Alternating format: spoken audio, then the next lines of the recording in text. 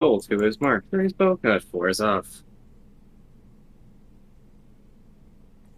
Hey, Nice. Lamau. Cool. Oh, Cool. Hey, Lamau. Hi, everyone. hi. Hi, Cole. How are So, you today? I am quite fine. Thank you for asking. Okay, less fine now, but I'm still fine. Damn.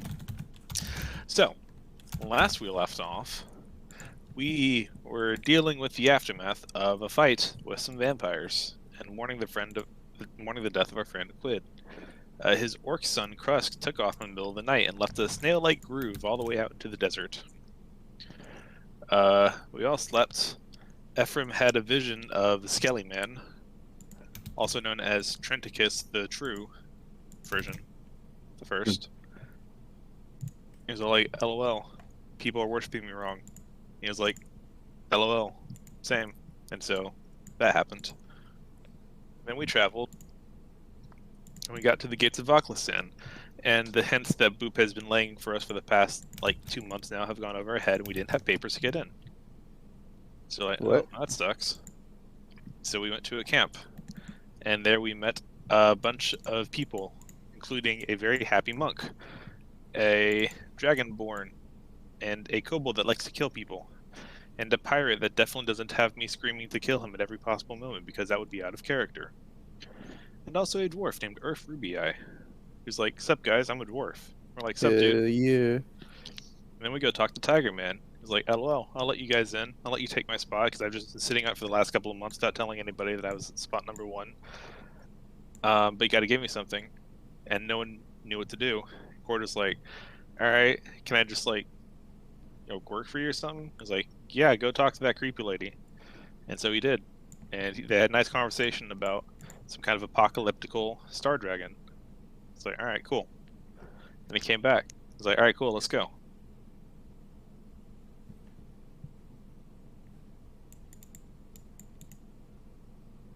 Is that it? That's about where we ended, right? It was like, I I feel like made there's a deal with... There's a couple other things that happened, but if you don't remember them, Well, let's see. We did bury Gwydkey in the desert, and we buried his dagger with him. right? Oh yeah, our cart got all our stuff got stolen because we all left the tent at the same time, so we don't have any stuff. Fucking salty. Right. Well, I'm assuming we'll still have All a my hard work. baby cockatrice. Yes, the baby cockatrice is still ours. Yes. Oh yeah, and Golden Mongrel got to stretch his legs a little bit. It was like, all right, we're gonna put you in this iron golem. He's like, all right, bye, and they had a very tearful departure. Do you know more about the true Trenticus and what true Trenticus wants from Ephraim? Yeah, it was make sure people know the true Trinticus, not this warmongering version that everyone's worshiping nowadays, because that's not nice. Right. Right? And there was another thing that I personally think is a little important, but it might not be super important for the campaign as a whole. Trenticus fought with 3 weapons, and what did he do with those weapons?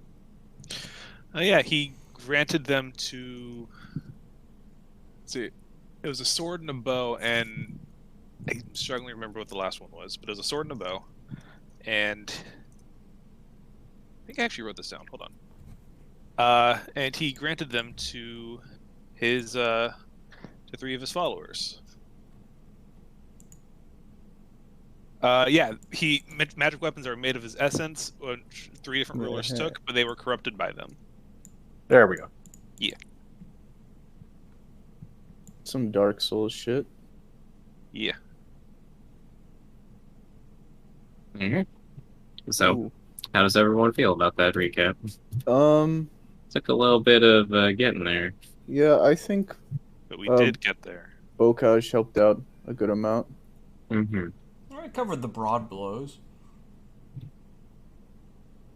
I say we give Bokaj a 3rd divination. Third divination. Well, give him the next best thing. Bokaj, you and Cole both get inspiration. Yeah. So, I was Hooray! Thank you, hoping Bokaj. something like that. Yay! The next best thing. When divination's stronger than inspiration. You know what? Sometimes it'd be that way. Yeah. I mean, if you rolled a 20 or a 1, then yeah. Yeah, I mean, low rolls and high rolls, you always win. Okay. So, the night descends, the day arises, and it's man, all three of you are gonna be sleeping weird. Yeah, we're sleeping out in the desert, Mhm. keeping one eye open so that nobody steals our stuff again. Do you have anyone We on should watch, or is it a probably case of take. we already lost everything? So fuck it. We should probably take watches. Yeah. I, Mongrel, will take a first watch. Okay, and roll me a perception. Absolutely. But, Okay. The night is still and quiet. It seems like even though the camp never really calms down at any point during the day, at nighttime it almost seems like everyone is almost too scared to leave their tents at night. So your watch goes by pretty silently. Who would you like to wake up for the next part of their shift? I would like to wake up. Ephraim. Ah, very good. Hey, Ephraim. It's Hey, I need some rest as well. So Okay, fine. Let's see, going to the next part of it. Go ahead and roll me a perception check. Damn. Nice. Okay. The night is still, but you can't help but feel uneasy. Almost as if, like, the camp is constantly being watched, but no one's actually doing anything to stop the people watching or doing anything about it. So, but your watch goes pretty uneventfully. Your mind is kind of racked with revelations, and a lot of stuff happened yesterday. Just happened, you know. So Yeah, world got flipped upside down. But mhm. if I had more time, I would flip through the book. But kind of important to keep my eyes open. So. You're a little quiet. Oh, am I? Yeah. How about now? There you go. Okay. Were you able to hear what I said? Oh, just go ahead and repeat it. Okay. If I had more time, I probably would spend some time flipping through the book, seeing if Trenticus had anything to say to me. But got to keep my eyes open, you know. So I'm just gonna go through my watch normally, and when the time comes, I'm going to rustle Corda awake. Okay. What was that? That was his grunting awake, I guess. That was Corda waking up. right. What time is it? Adventure time. You're not here, Earth. Yeah, but you said time. You guys don't have watches. Time's relative. Time as a concept existed before the invention of the stopwatch. It's 2/3 of the way through the night, Corda. Thank you, Mongrel. Alright. I'll go out and take a watch. And I will perceive everything that I can. Okay. Which is... Perceive with your special eyes. All right. You don't really get what the big deal is about the desert. It's always kind of been like next door neighbors with the mountains, but just like shittier and like hot. Still like, out here. Yeah, the sand gets everywhere. It kind of whips around. It's barely contained within the tent itself. But yeah, you know, your watch goes on, and I don't know. Let's kind of get in the mind of Porta for a little bit. You were essentially told that if you wanted the party's overall objective to continue, you would have to do, well, one thing, and you would have to agree to whatever a person in the tent told you. And how's that making you feel? A little anxious. I never seen something quite like that before. But I'm not entirely sure. I believe what Musharraf was, that he just didn't expect that. Out of character, yeah, probably not. But Court is like, okay, this guy told me to go talk to someone, send him getting all these strange visions. This feels weird. I'm not sure what's going on anymore. But I'm in too deep now. I had someone I did care about just violently die in front of me. My homeland is in conflict, so I think I just have to tough this out and see it to the end. But hopefully nothing bad happens along the way. Hee hee ha ha. Does it feel being the champion of the god of doom? Try not to think about it. Got it. But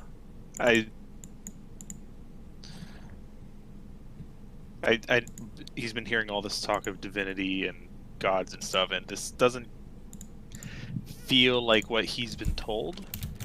But he also has no frame of reference. Like, oh, maybe this is just something you have to get used to. Yeah. As you look out at the nighttime and the stars, as everything slowly just comes down on you at once. You see the stars and you feel the weight of the universe, and you can't help but feel like you're part of something much larger now. And it's a little overwhelming. Especially because, like you said, you've never done it before. But as the quiet nighttime passes, where you hear the flames crackling of the torches that are kept up, you can't help but just start to feel a little bit more, I don't know, nostalgia is the right word, but you can't help but feel a little bit more upset over the past. And you can't help but start to dig up old emotions and feelings that you thought that you've gotten over in the past. Something just keeps nagging at you. Almost as if your brain is like giving you a slideshow, just like, hey man, you remember when this happened? Oh man. Do you remember when this happened? I bet that got you upset. Just thinking about my clan and how they... I thought it was so stupid and unfair that they kind of kicked me out, but also I was one to leave anyway, so I was like, am I really mad at them? But it's just this kind of this conflict that's going on, but I'm mad at something, but I can't quite place it. And then finally, the answer kind of reaches you in like a moment, like an epitome. And that is that the fault isn't with your clan. The fault must be with the world that dictates how everything must be run. Because it's the fear of other people that drove your people to fear. And it's the violent tendencies of other races that ended up screwing you over as well, just for being blessed in the ways of combat. Why should you be punished for your gifts? Yeah. I'm better than they all are. And you've proven it. So, with those thoughts on your mind, the sun rises and a day starts anew. Alright, come on, get up. We have a lot of ground to cover. I'll just shake the other two awake. Yes. I am arisen. Everyone is arisen. Yeah. As the sun comes up, the camp slowly but surely comes to life with a more diligent of people already up and ready to start moving.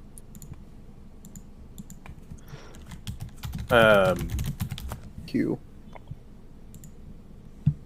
I have a question for my sheriff. If my sheriff is still in the center of the camp and hasn't disappeared. He should still be in his tent, yes. Cool. I realized, Mongrel realized, deep in thought, as he's waking up in the morning, that he has granted access for me and my friends, so Ephraim and Corda, and also Earth, who isn't technically a friend yet, to get into the city. But does that also grant access to Earth's friends? It was whoever was in the tent can bring whoever they want to bring. So Got that it. invitation extends to Earth and all the people he is traveling with as well. Got it. Okay. By extension. Then I don't have a question for Mosher. Okay. That's fine. All right. I guess I'd wait until everyone was packed, and then, well, I guess I'd head into my sheriff and ask what's next. Okay. How shall we help you, assist you into the building. Do you need help packing? 1 second, I have a knock on my door. Ooh. It's the police. You're good. Yes, everything's good. Okay. So, not quite that many people. There you go.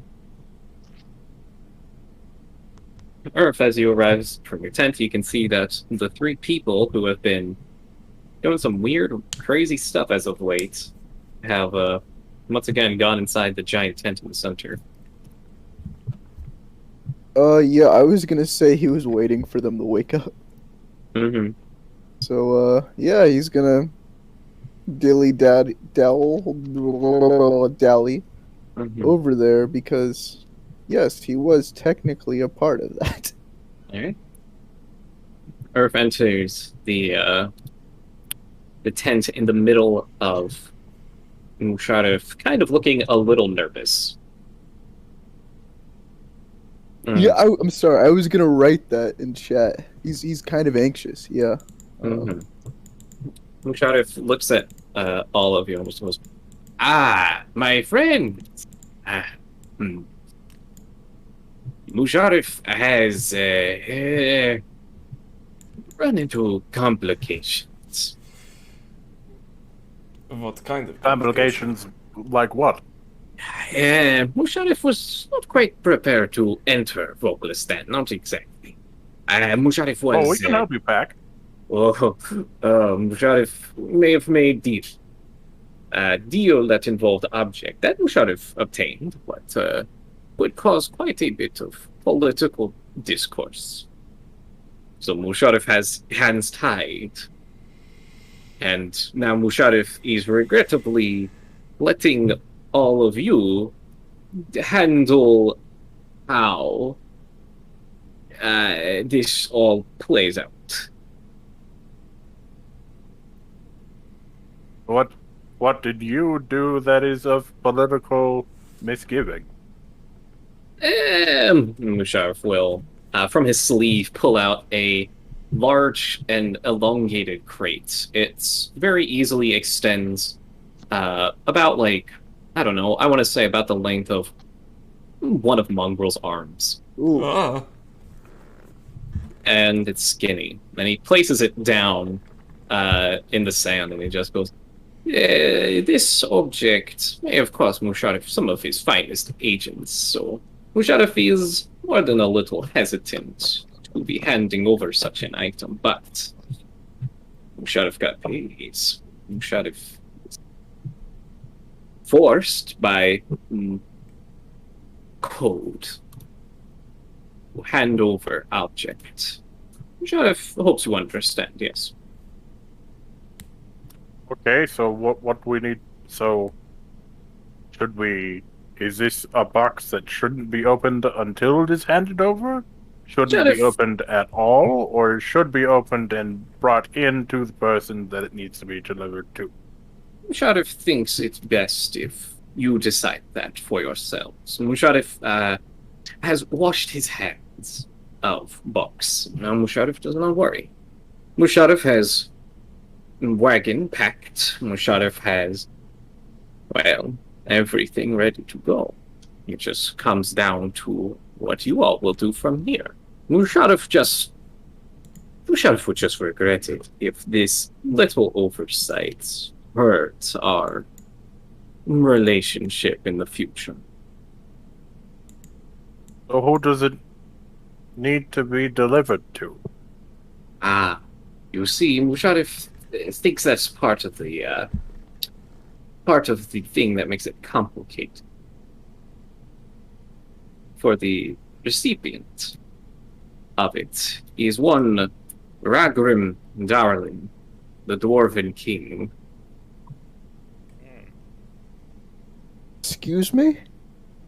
Yes, the king has been after this object for quite some time, and found himself, or one of his agents at the very least, finds Musharraf. Musharraf does deal. Deal goes very smoothly. But now Musharraf is hesitant on business with Box. So Musharraf will leave it to you instead, since you all will be representatives of Musharraf when you must meet with the Dwarven King in about 2 days' time. We're meeting with the king. When did Indeed. Well, Musharraf that's- thinks is quite a bonus, no? yeah. I suppose? Oh, I hope everything goes well. I might be able to ask some questions if everything goes well. Maybe if it's up to us to understand why this is so difficult to deliver. Musharraf would prefer you answer that yourself. Musharraf thinks answers might be skewed. No bias here, of course. Musharraf has made deals, so now Musharraf washes hands of box and business. We will Okay. get there as soon as possible because punctuality is very good for business in my experience. Yes, but Dwarven court always busy. You have reservation. You should stick to that appointment. Yes. I think that we should look inside the box to know what we are dealing with. That would be wise, I think. Actually, Porta, perhaps... your opinion? I wholeheartedly agree. Actually, What we're getting ourselves before we open it, I would like to give it my professional examination first, if you follow my meaning. And I will... Excuse me, but After you. I will cast Detect Good and Evil on the box. Is there anything? Is it consecrated or demonic of any kind? Magically consecrated or desecrated. gun. I need to look up this word because I'm an idiot. Yeah, it's a consecrated item. Ooh, Ooh, holy gun. it's not evil. I can tell you that much. Probably be safe to open it. Whatever it is, though, I do not think it would be wise that anybody else knew Oh, of what course. we know. Well, Just whatever this is, it does not leave this tent. Identity. Yes. Yeah. Of course. Earth, I Fact. don't mean to be Sorry. necessarily rude, but we don't know you very well. mm-hmm. Would you mind too terribly stepping out as we look into the box and close it? He just kind of shifts about, but he agrees. Thank you. Trust can be built as we travel together if we continue to travel together. I sincerely hope for a good future for you, but in Trust my is transactional. disposition, I'm sure it is. I think I would worry if you weren't skeptical of me. Thank you. So I will wait for Urth to leave He for a gone. moment. I'll just stand guard, I guess. Stand Just- guard. I'm gonna guard you. Just in general, if anyone. Yeah, makes sure I know, no I'm one else is fucking coming around. in. Uh, Clear. Well, let's hope And our then I shall carefully open this box. faces Alright. don't melt off. As soon as you start to open it, a key scene from Pulp Fiction, Oh. where the room is filled with lights, as what lays before you is the longbow of righteous fury. Ooh. Oh, scheisse! I close the box very quickly. The Musharraf is he's doing the thing where he's covering his eyes and shifted his head as if he has like horse blinders on. How did you get this? Musharraf has ways. Anyway, okay. Musharraf asks that you understand. If Musharraf has deal made, Musharraf will do as much as Musharraf can in his power. Yeah, okay, sure. You want to give this to the king? Musharraf was willing to see how desperate the king was for this item. Musharraf make ridiculous demand, and King followed up on it. Musharraf had bluff calls. Musharraf had no choice. Oh. Okay. So, Mongrel would like to, inspect the box to see if there's any way that, like, while we are carrying it, it could, if I tripped while carrying it, it might fall open, and then everyone saw what was in the box. All right. Is there a way that I could, like, determine, Well, I can give you just a brief description of the box and leave your whatever skill you want after that. But okay. the box in and of itself is very strange. On the outside, it looks like a simple wooden crate, but on the inside, you can see that it's carved with magical runic language, spells, and all kinds of stuff. It's the equivalent of appearing like a normal box, but on the inside, it's like a goddamn vault safe of magic. Got it. I don't suppose. I feel like I know the answer to this, but just trying it. If it's runes, I don't suppose it's any runes that I would be able to understand. Would it? Would you like to take a look? Sure. Take a look. I will be peering over, under his shoulder, looking at these runes. Yeah, I mean, I'll step to the side. I'll make it so everyone else can see him too, if anyone else wants to try. Anyway, in the tent, of course. Mm-hmm. This is a very spacious tent, so don't worry about the actual size you guys take it. Yeah. But yeah, roll me. Let's see. Roll me a perception. I will roll a perception. Nice. All right, Horda. Once again, much like the runes before, you feel like you're looking at the advanced course of a language you only have a few years of experience in, even though you've been speaking it all of your life. Actually, Okay. This wouldn't be celestial, would it?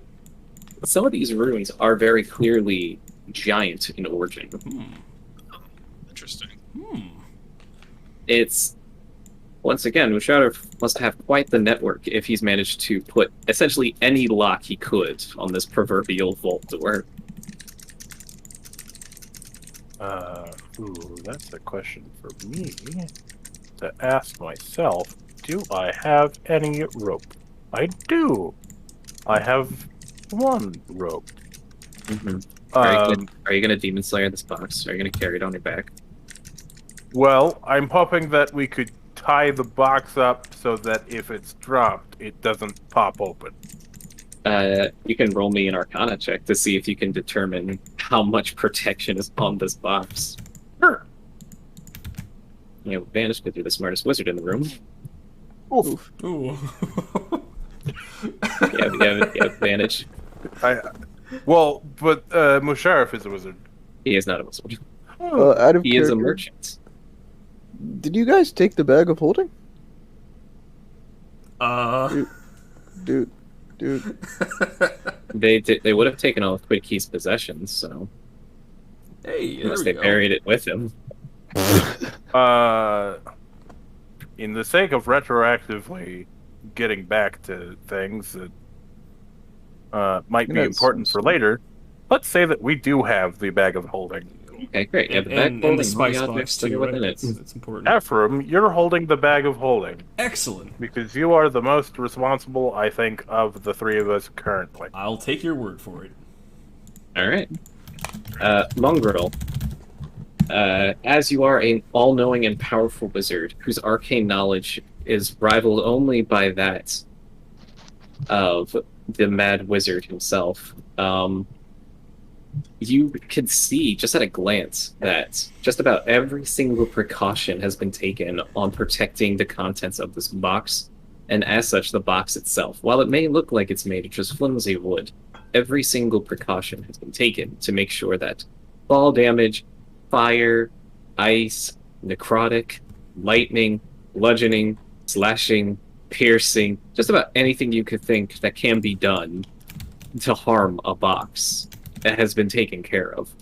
On top of that, the box can only be opened with permission from those who are associated with Musharraf. Oh.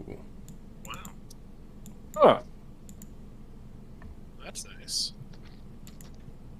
On top of that, you also see that there are lots of defenses built in to the box. So if anyone were to touch the box or try to forcibly open it, something really bad would happen.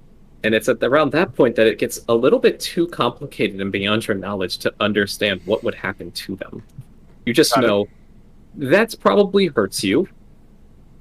So, Okay. Yeah. Well, it doesn't need a rope, but I think we'll be fine. So, what is the time of our appointment with the king? Musharraf looks a little nervous and just goes, Musharraf doesn't like dinner, so Musharraf made it lunch date. At Palace. I see. Lunch in 2 days. Wonderful. Well, perhaps we should pack up and head in and make ourselves comfortable in the city before we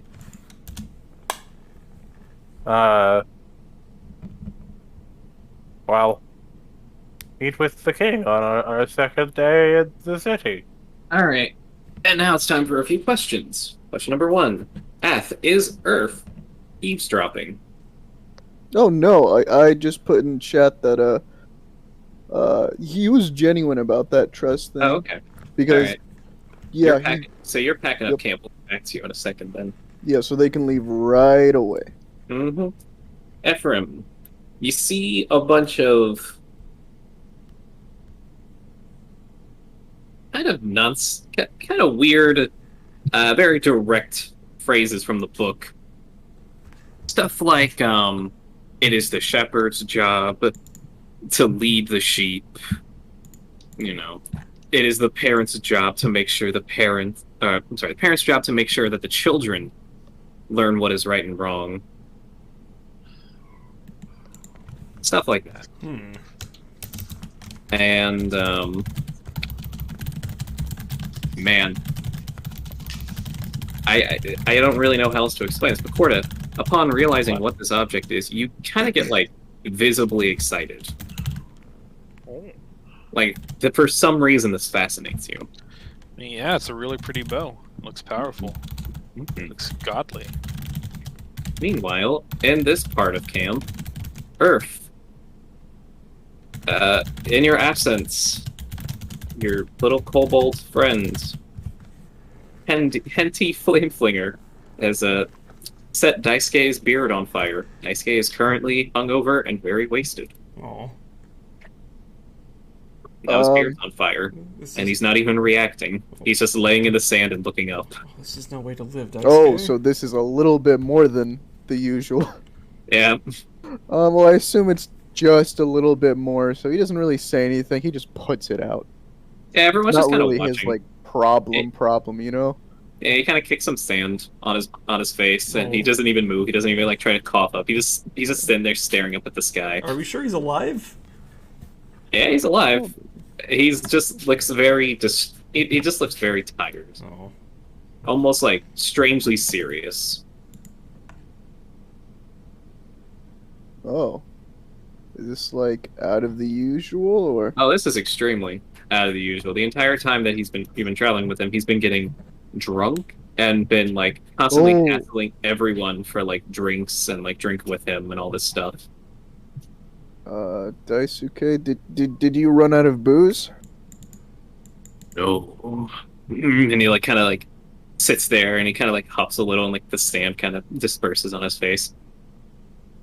Daisuke has plenty of booze, but Daisuke's about to work. And he just kind of sighs at that. hmm. Do you already know we're preparing to leave? Yeah, they all kind of know, and they've been kind of preparing their own car, kind of like looking at you to give them updates on what's going on, because like they have their own stuff, but like yeah, once again, like Musharraf has like huge carts ready for you guys to travel on Okay. because you're Um, traveling under his name. So where am I taking them? Just like You how gotta far?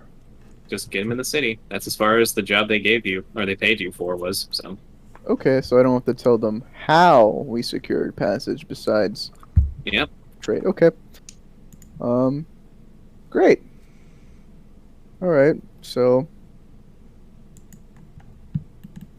Earth just kind of assumes the work part is like, the serious part of getting into Voklistan. I don't really think it's much more than that. I mean, it probably is, but he doesn't. If you would, So, if you feel like Earth's character would possibly feel like anything towards that, you could roll an insight. But okay. Sure. Kind of. He I'll is. say with It you. does seem. Dude. Oof.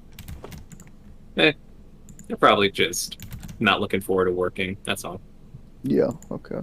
So, yeah, at that, the Dragonborn will kind of stare at you and just go, "When we hired you, you were surprisingly resourceful. How did you pull this off if we've been stuck here for weeks?" Oh. Like you found me, I waited until the right people came along. And so that she kind of grunts and goes back to getting stuff packed. Well, that tree's over. Yeah. Just waiting for them. All right, back in the tent. Ooh. What's you got all this stuff, and yeah, that's about it. Um. Who has the box right now? Could I? no problem. Could I? Oh, okay. Yes, Oh. I currently have the box. I would have likely loaded it into the wagon. Into Bashar's wagon. Okay. Do you gentlemen mind if I take a look at this bow real quick? We're already set up. Would you mind if we do it when we are at the inn in private and not in broad daylight? I thought we were still in the tent. If we've left the tent, then sure. But Bam! Oh, Everyone's okay, here. cool. okay, never mind then. Sure. When we find I a place to assumed that stop we then. kind of just skipped towards the as Orf was talking to his crew, then we were getting everything packed up with Lashav. But Alright, if not that, if you would rather look at it while it is still in the tent, then I can, before taking it out, leave it to you to inspect. Yeah, maybe just right before we walk out, just take a quick look at it. All right. Okay.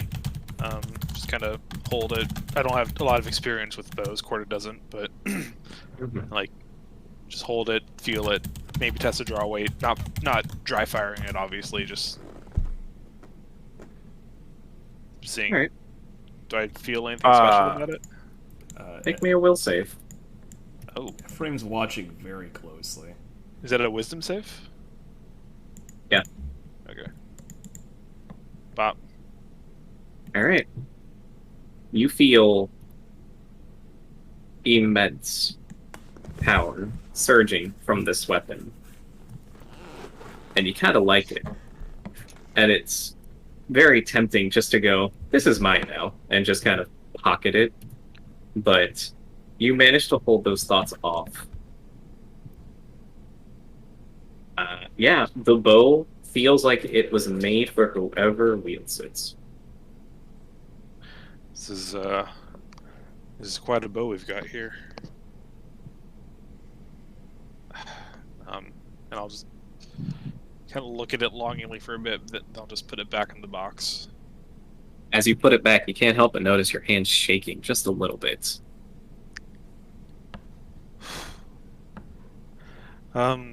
Yeah, maybe one of you should hold on to this for now. Just kind of I Clench. Yeah. clench into a fist and try to stop it shaking. I think it would be safer with me. Ephraim, you just watched your friend kind of casually go, "Hey, can I hold this weapon that was made from a god's being real fast?" And then Mongrel just in kind that of situation just put it down. would have tried to reach out to stop Corda from grabbing the bow, but when realizing he had the bow, pulled his arms back in case it exploded.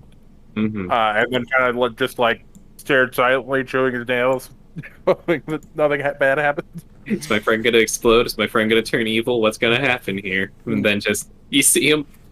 It's about as casually as you see someone kind of look at something at a flea market and go, "Huh, neat," and then just put it back, and you're like, "Oh, Let's next time not touch the bow of the gods. Was that not the point? No. No, it's in the box for a reason, Corda. I thought that was a note. All right, okay, fine. No more touching the bell. These things are objects of unmitigated power. These are not meant for mortals. You have to understand. But you're fine with giving it to a king? You're jumping to some conclusions here, my friend. I am unsure if the king wants to use it or just keep it.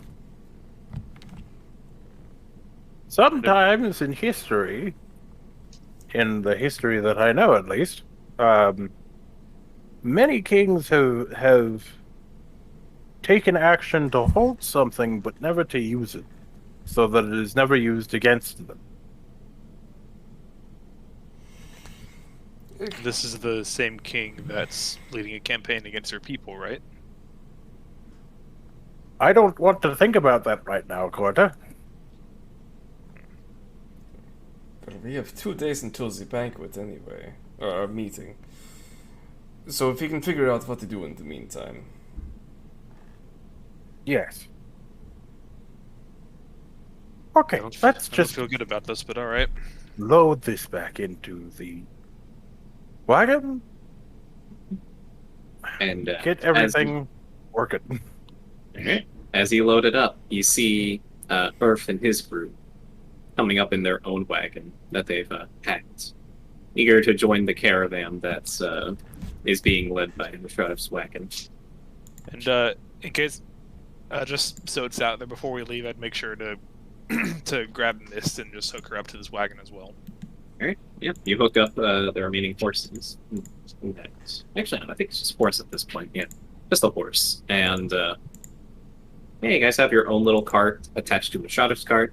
You have Mist and yeah, I think I only have Mist. I don't think you have any other horses. Maybe one more, I think. Yeah, Mongrel's horse. Yeah, Mongrel's horse that you rented. Oh yeah. That I rented and I didn't buy, and I need to return it to Turtle Bowels.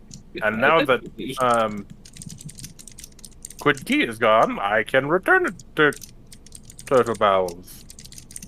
Oh boy. Oh. So yeah, you guys are all hooked up, and Moonshot comes out of the tent to greet you. To put it bluntly, it's like I don't know if you've ever seen like one of those depictions of celebrities. They're coming out in like a bathrobe and they just look terrible. It's like the equivalent of that. And Musharraf is not made for desert winds and sand. And he just looks at you all and just goes, Musharraf wishes you all a good trip and bite. Are you not coming, Musharraf? This was your spot, Yeah. was it not? Musharraf gave Spot away. Musharraf is no longer attached to it. Musharraf just wishes you all a good day. Hopes that you all return safe and sound. Musharraf wishes you all farewell. Good day. And he will go into the tent. Oh. Well, goody. And the tent will start shaking, as it will suddenly sprout legs and run off into the horizon.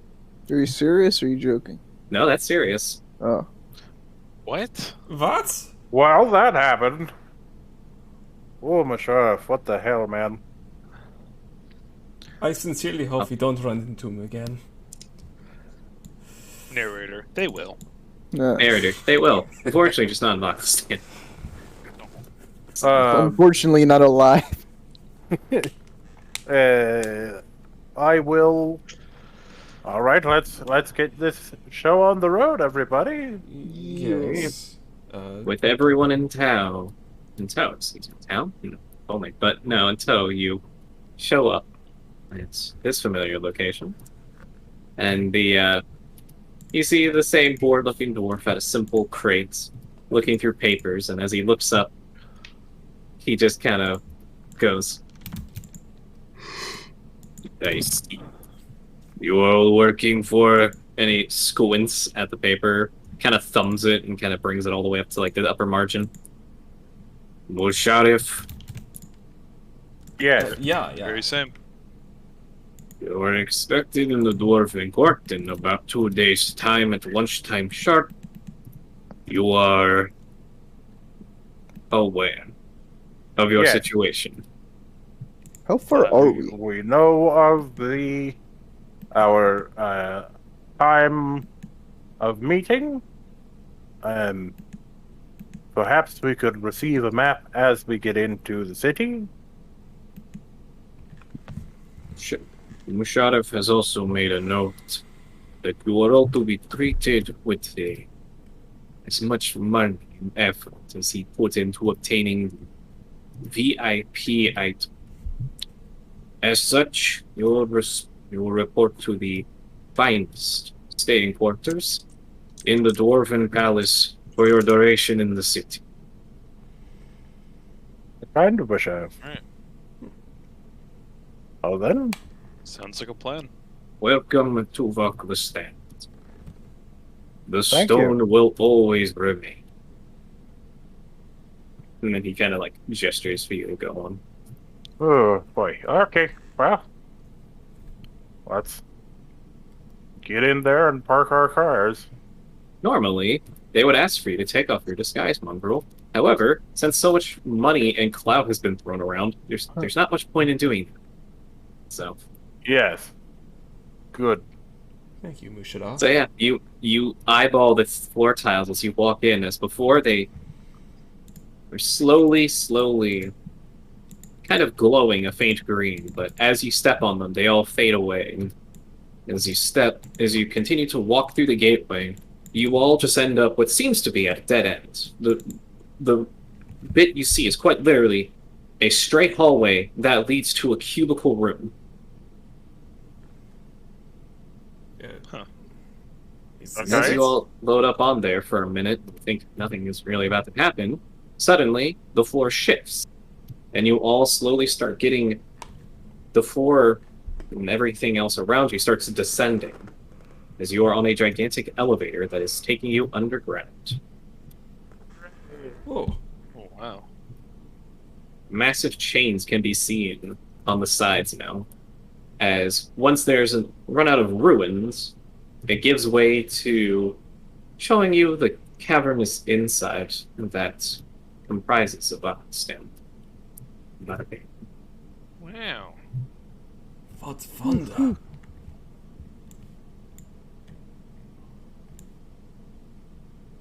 So, because Vaklistan's kind of huge, I couldn't really think of a map to kind of match the scale I had in mind.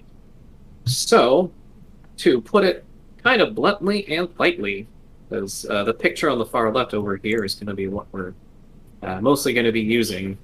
Okay. Scale here.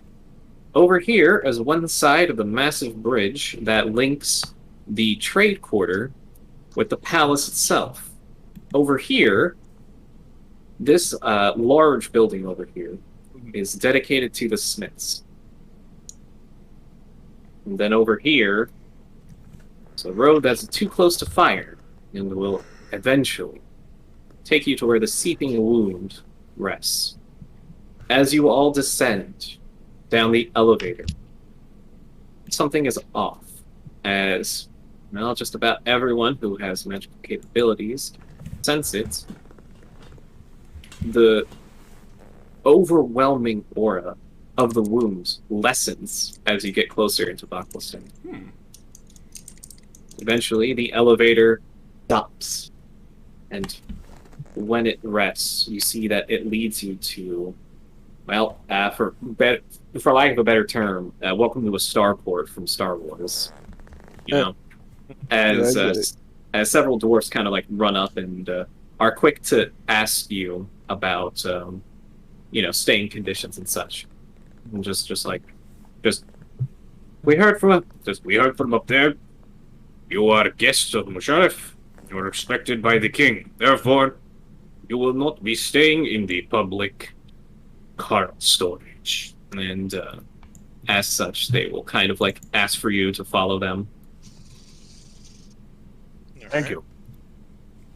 They will instead follow. lead you to the palace, in which you will cross a massive stone bridge. Over the stone bridge, you can see the complex and strange architecture of Vaklistan. Everything does indeed seem to be carved out of the cave itself and used as part of some elaborate form of infrastructure. Over here on the gigantic side of the wall, you will see, scroll down a little bit on the map, you'll get to see a gigantic man-made forge with taking the natural lava flow and filtering it into a certain building. I cannot take out my eyes off of this beautiful forge. It's kind of awe-inspiring. Eventually, you cross the gigantic bridge and are faced with a gigantic palace. On top of the palace gates, I should say, on the forefront, are two dwarves that are sculpted very purposefully. You can roll me a history check if you wish to see what the statues are depicting. If you are a dwarf, you roll this history check with advantage. Yeah, I'll just put the thingy on. May I roll a history check with advantage since I was raised by dwarves? Yes. Hooray! Ooh. Hey, that's not 20. Oh, I'm not even gonna bother asking for advantage. Yeah. Alright. Yeah, All right. that was expecting. Okay. Essentially, what a shock. The two people who are well-versed in dwarven history know who it is. Mongrel, these two giant stone statues are depictions of the king in his prime. Back when he was on the front lines during the War of the Mad God. Such history in these halls. Yes, much history, yeah. Yes, this is what it's like to be on top. Well, you certainly have some amount of humility.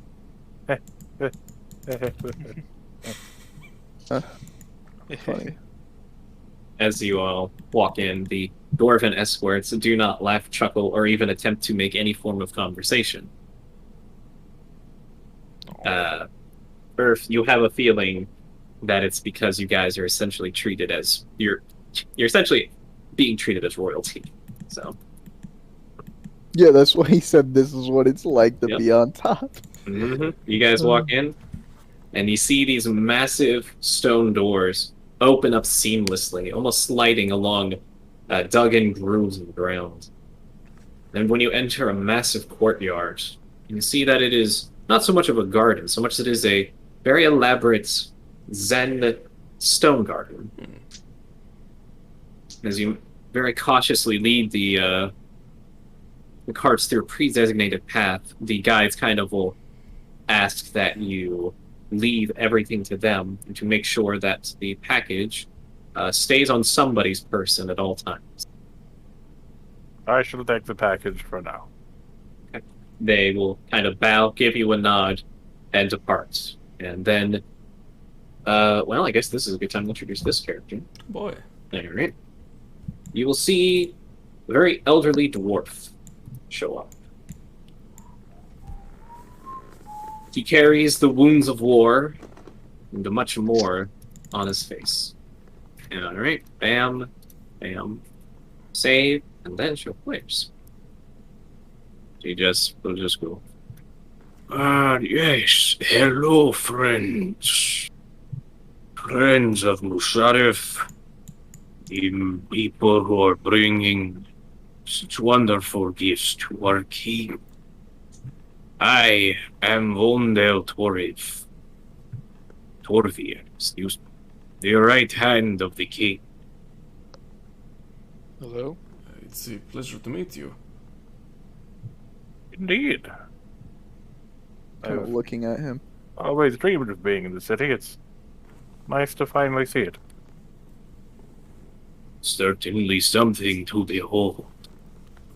Sure. Now then, I am here to show you to where you'll be staying for the duration in town.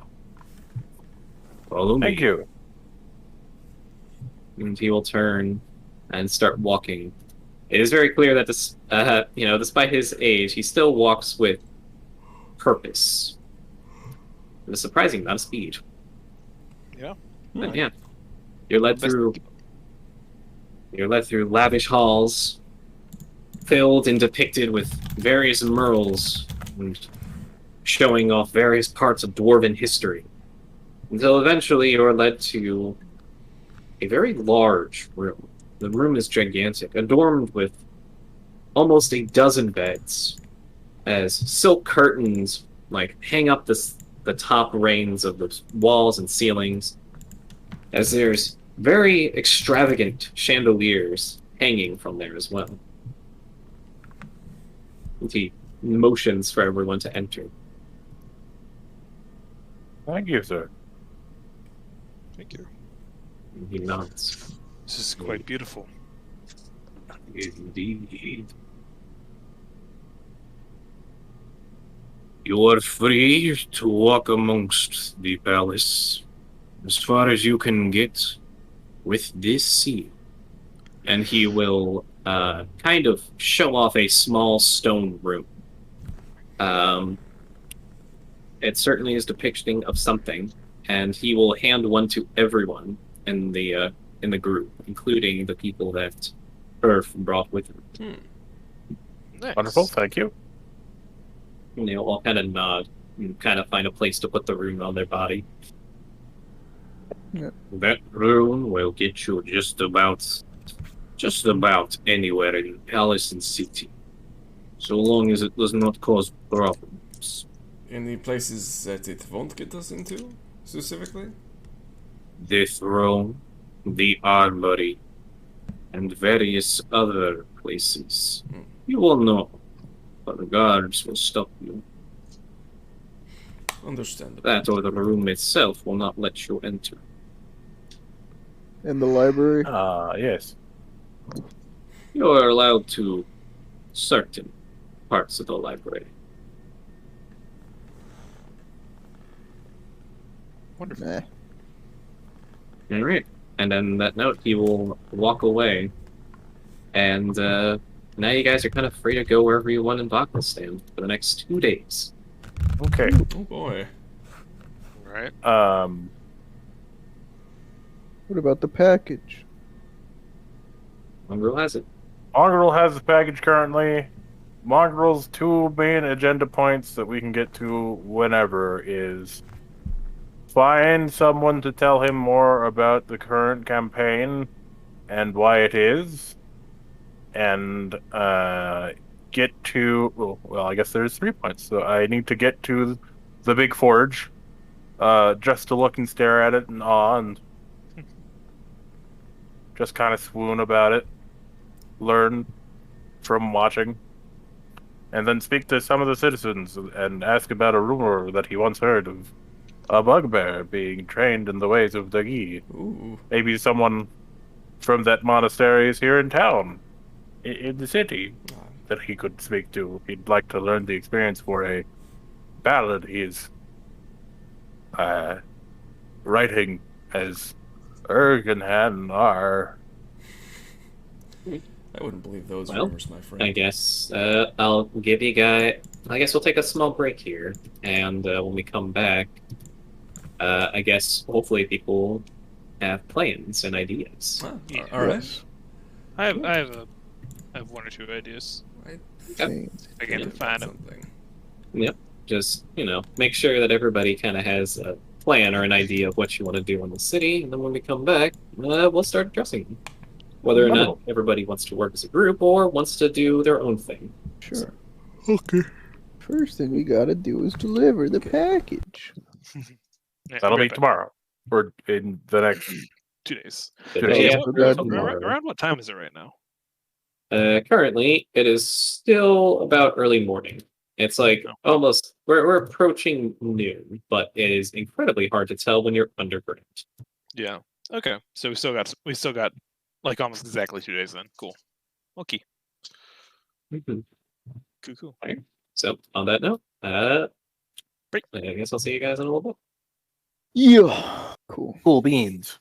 bit. Yeah. Mute.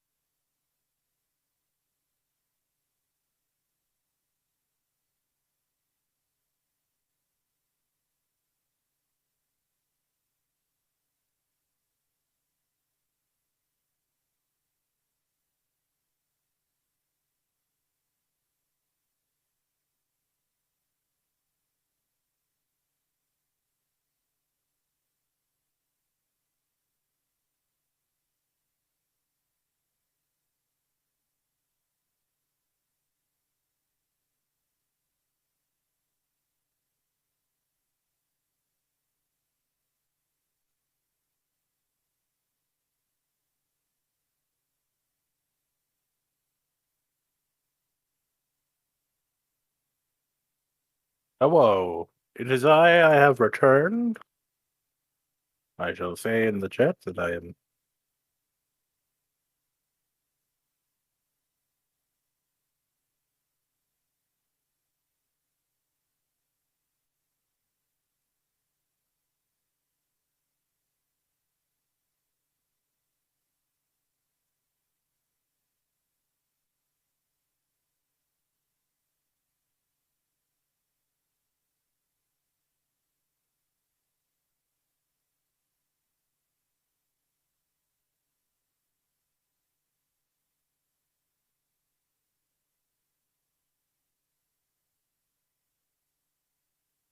Hmm.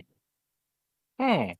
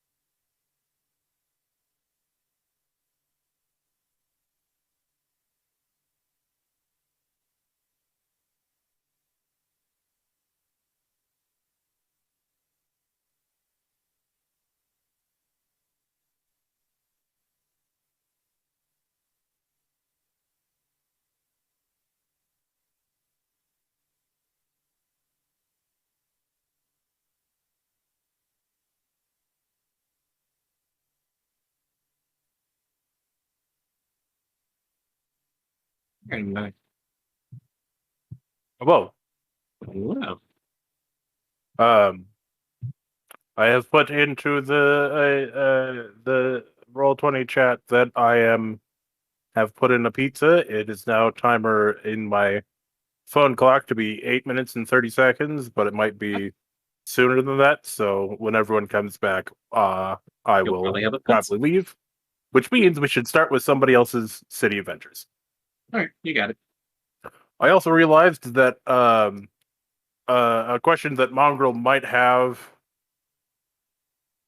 had would be if the if that adventuring group had been there for so long, why didn't they go in to talk to Musharraf? Yeah. All right. Do you want to have that discussion when everyone gets back, or? Yeah, probably Alright. when everyone gets back. Because I mean, I could just give you just a blunt kind of an answer, sort of thing. I imagine it's because they were counting on Earth to figure everything out Yeah. for them, but like, Essentially, yeah. They paid Earth to get them into Vakalistan, and then Earth was like, I can't get you through the gate. I'm like, all right, so what now? And he's like, I'll I'll find a way eventually. got it. Okay, So makes sense. yeah. Now just imagine that with a lot of small angry kobolds swearing, Got it. and that's essentially like what you would be told. Man, it is hot. Well, it's. I'm thankful that it's 94 degrees outside because, goddamn, it has been not great for the rest of this week. How humid is it? Pretty humid. I don't have a humidifier indicator, but there's fire everywhere. So let me see the full forecast on my cool new device that shows me everything. We got a 15% humidity, Wind speed of 10 miles an hour. Um,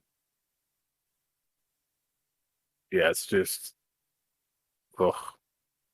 Well, I have good news and bad news. What's the bad news? I am. There's no humidity over here. Right.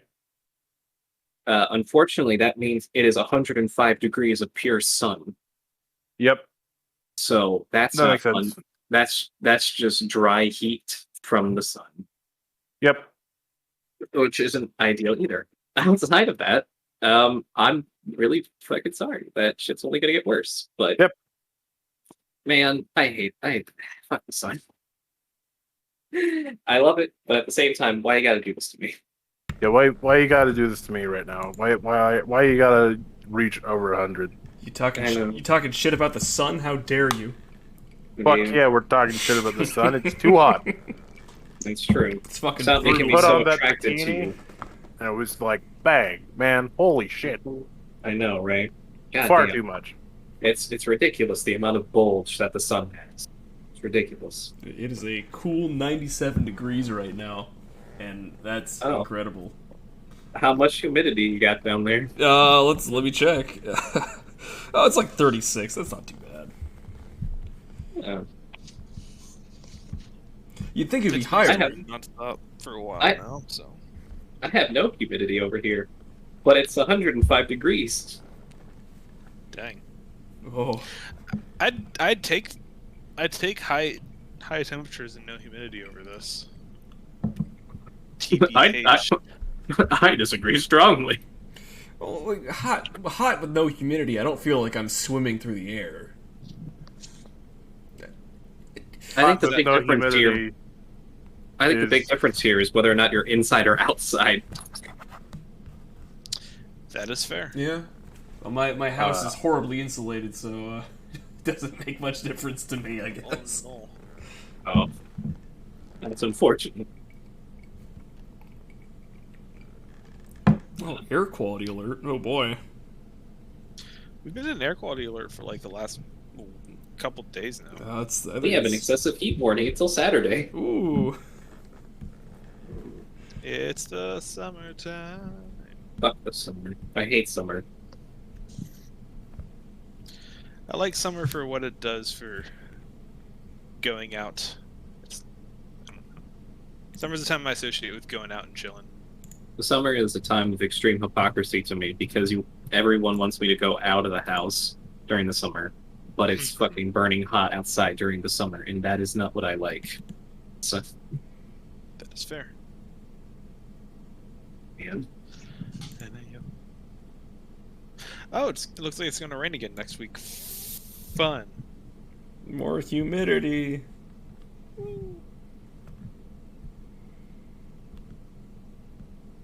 I wish we had rain. Yeah, I also wish we had rain. Oh yeah, Western US is like in a drought right now, isn't it? What is it not? Yeah, seriously.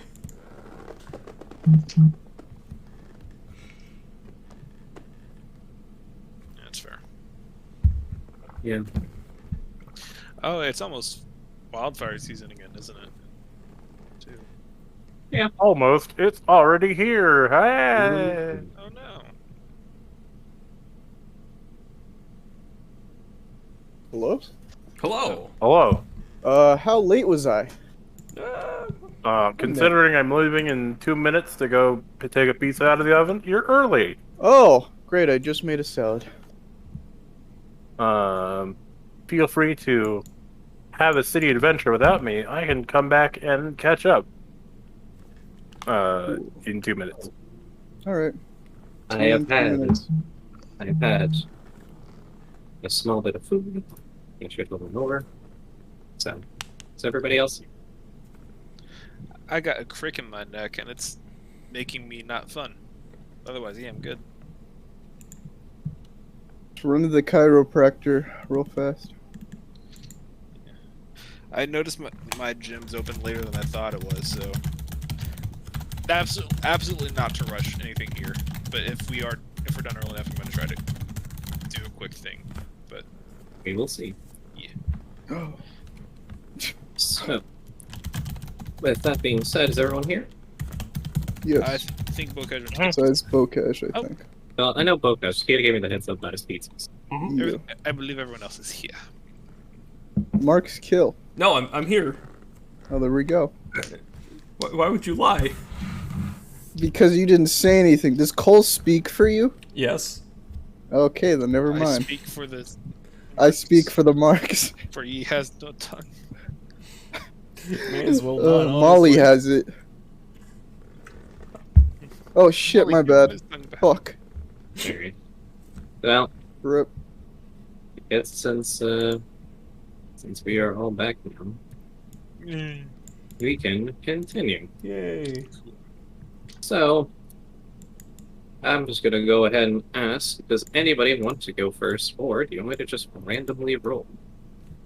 Randomly roll is good, but I have a question about the package. So, is it like we're supposed to be there? Like, are we dropping it off at that time, or is it like we're supposed to be You are at a holding- thing? You're holding an audience with the king for lunch. Okay, cool. During that time, business will be transacted, and then food will be had. I see. Hooray. Okay, cool. So, Okay. All right, let's roll that baby.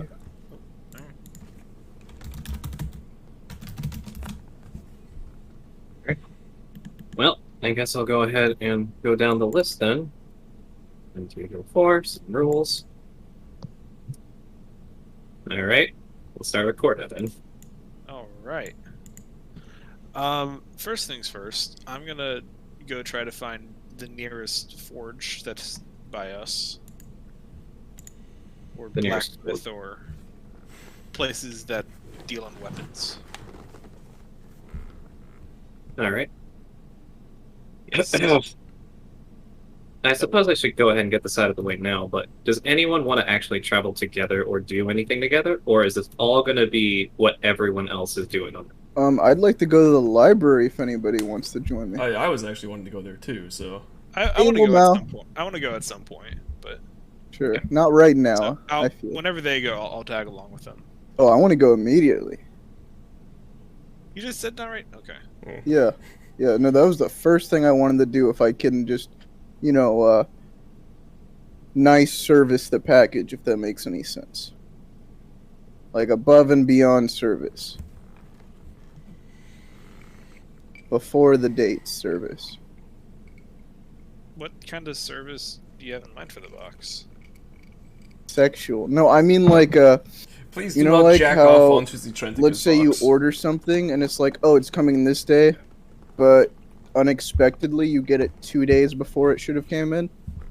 Right? Like that. Like you want to take it to him now?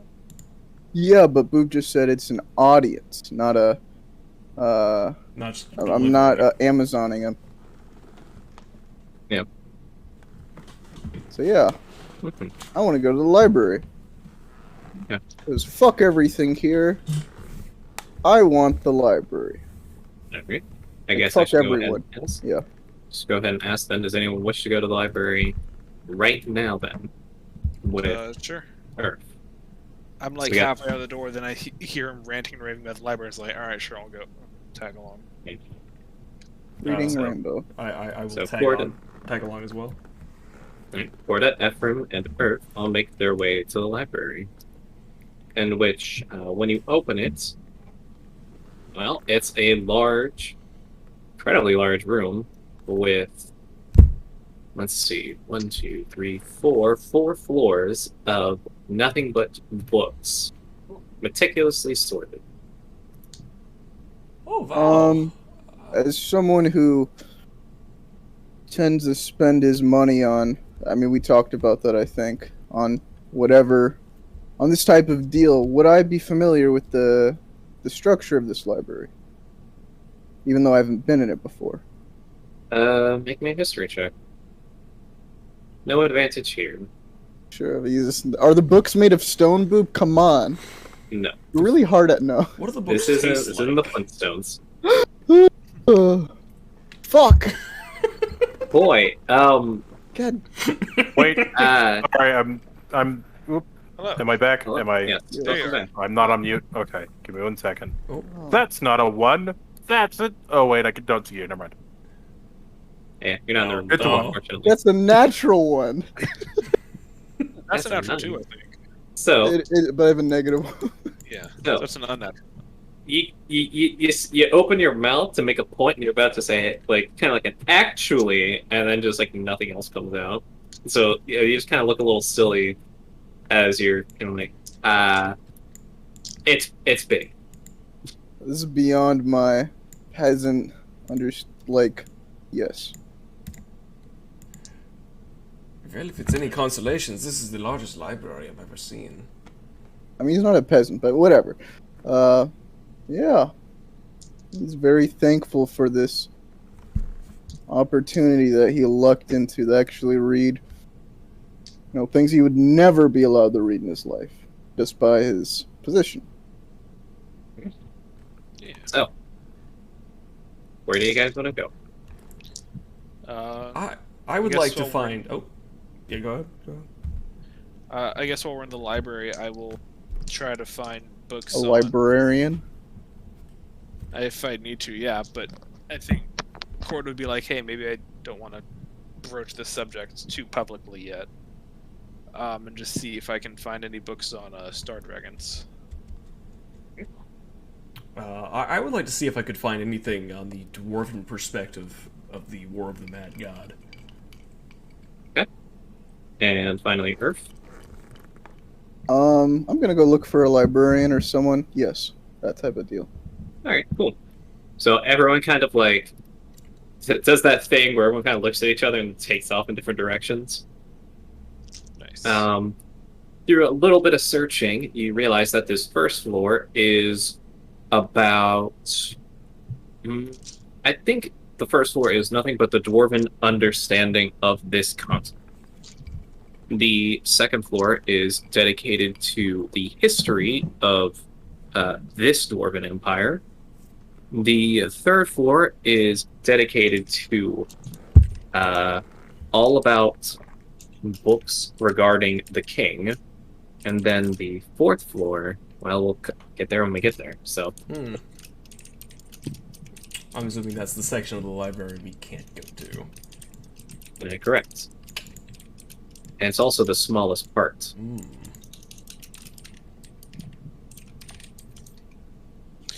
Well, I guess I'll try the first floor for my book. It seems like can't imagine. None of these really seem like to have what I'm looking for, but first one of me seems most likely. You're kind of essentially, I don't really need you to roll for anything. You're not going to find anything in this library on the subject, so everything you're going to be doing in regards to this subject is going to be a lot of looking through book. There's dragon. Not quite what I'm looking for. Closest book opens up other book. Dragon. We kind of have a dragon. That's a wyvern, so it's not quite the same thing. Closest book to open up the next book. So I'm looking for a very specific piece of art on Google, and it just gives you smut. you literally have looked up 2 words that should not be hard to find results for, and yet you have found nothing. Groovy. So, and it's going to be that way if you continue through the rest of the floors this month. So, All right then. If nothing else, you can just find oop. a nice book and read that. In my 2 weeks of survival, have I encountered the blight bears? I'm going to say no, because the route you took was one that is explicitly away from the conflict area, and on top of that, you've been mostly stuck in camp. Okay. So, All right then.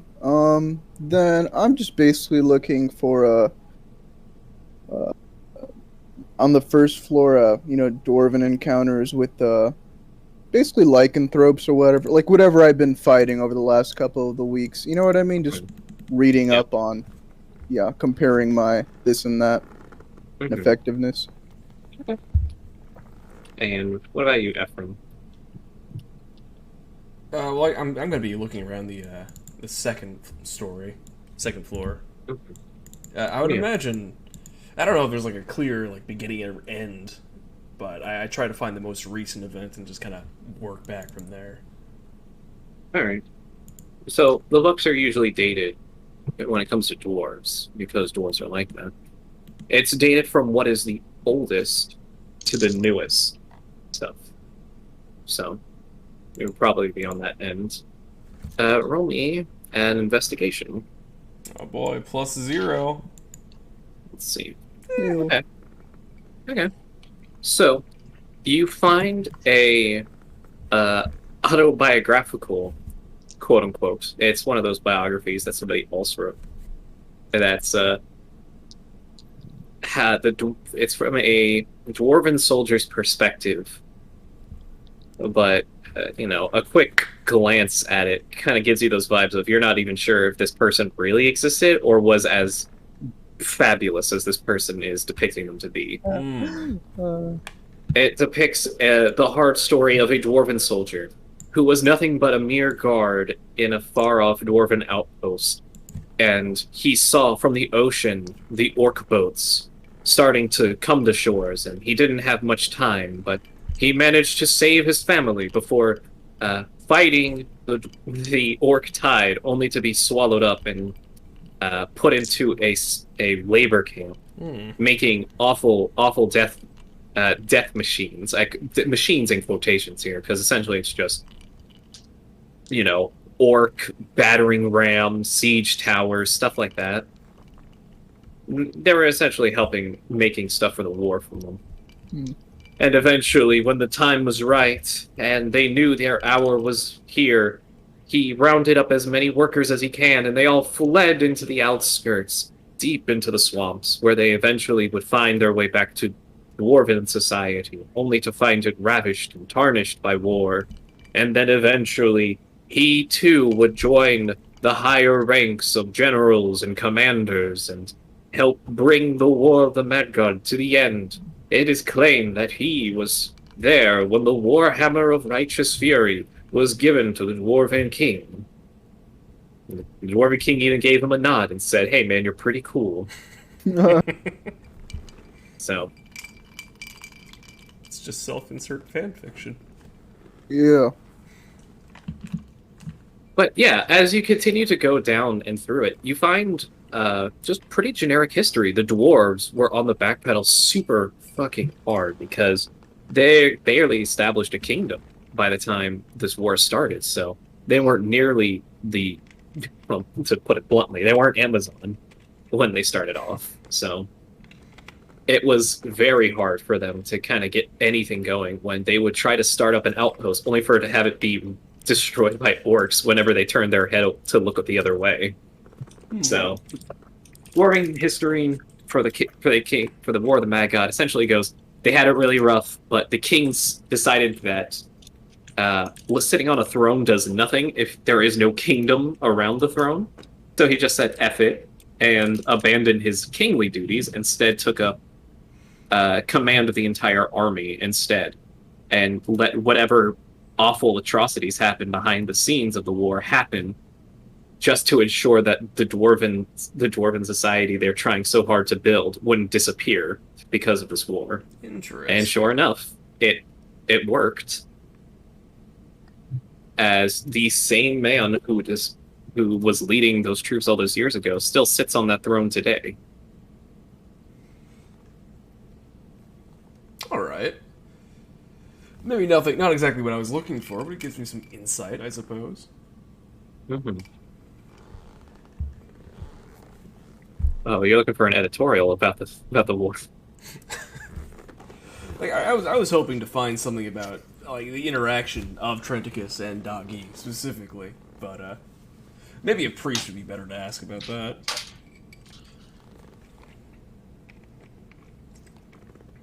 Well, the most you find in reference to that in any of these books would just be that the Doors felt that for a while that Dagi had abandoned them, as everything they built would just get torn down.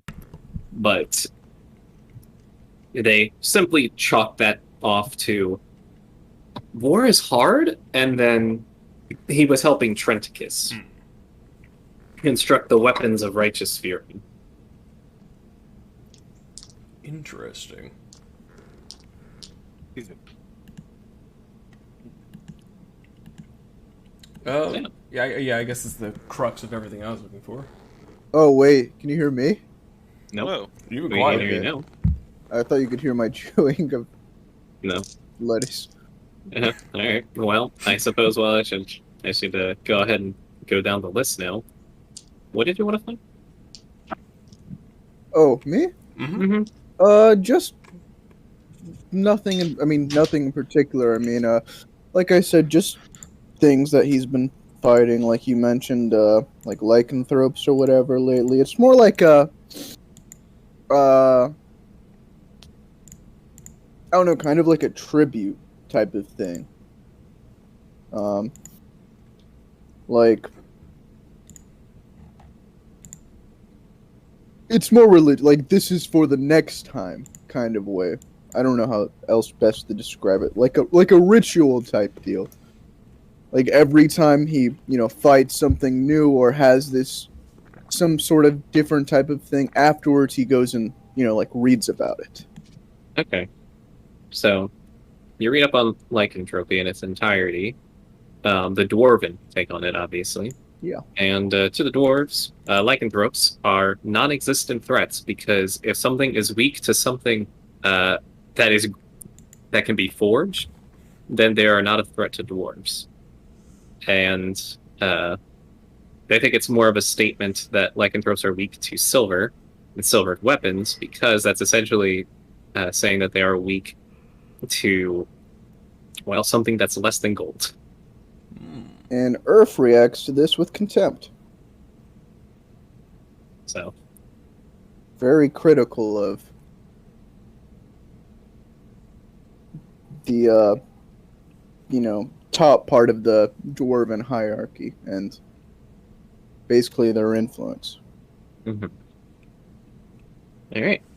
So, Corda, as you make your way through this library, you see a lot of books, but unfortunately, through all three floors, you can't really find anything in regards to a cosmic dragon. Figured. Unless it's someone mentioning their slong. This is what? Said unless it's a dwarf alluding to his dong. Fair There you enough. go. In that case, I don't know how long I would have spent looking at that, but if there's still, well, I guess daylight's relative down here. Mhm. I guess After a while, you find yourself in kind of like you're essentially just combing these large shells from like one end to the other in hopes that you can find anything. And you're off on the third floor now, and you're kind of just off by yourself. And you're just kind of like sitting there, and you kind of just like mumble to yourself, just like, "Yeah, favors." But eventually, you'll just hear, just in the darkness in between shells, just, "Is there anything I can help you with?" And you will see a hunched over hooded figures emerge from the shadows in between the shelves. Oh, um, I've been looking for a specific subject. It was a long shot. It seems like it was a lesser known sect of learning, but I appreciate it. Actually, It would be. Sorry? The subject you are looking for is not one that wishes to be regarded, as it has been buried, forgotten.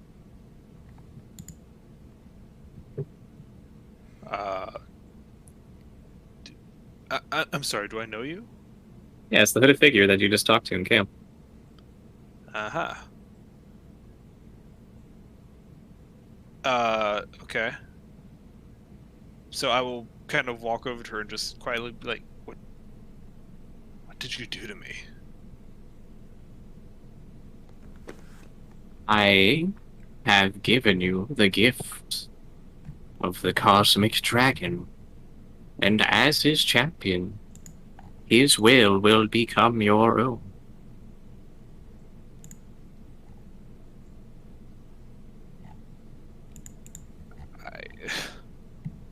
I have to say, you made it sound like he's bringing an apocalypse. I can't say I'm too interested in bringing the end of the world. Hmm. You say that, but you will see that there is not much of this world that is worth saving. Yeah? Indeed. And are you of this world? I once was, but now I'm simply waiting to be taken out of it. But it is not my place. My position is to find the one who can make this world better. Better by destroying it, you mean? Indeed. And you have volunteered. Well, It takes a lot of bravery to do something like that. yeah, bravery. That's the word I would use to describe what I've done. In time, you will appreciate the gifts that will be given to you. And then you will wonder why you haven't been with us all this time.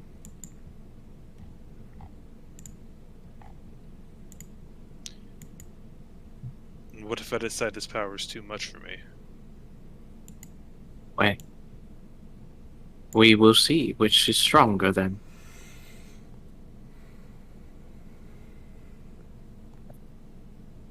If there is anything else, I will leave you to it.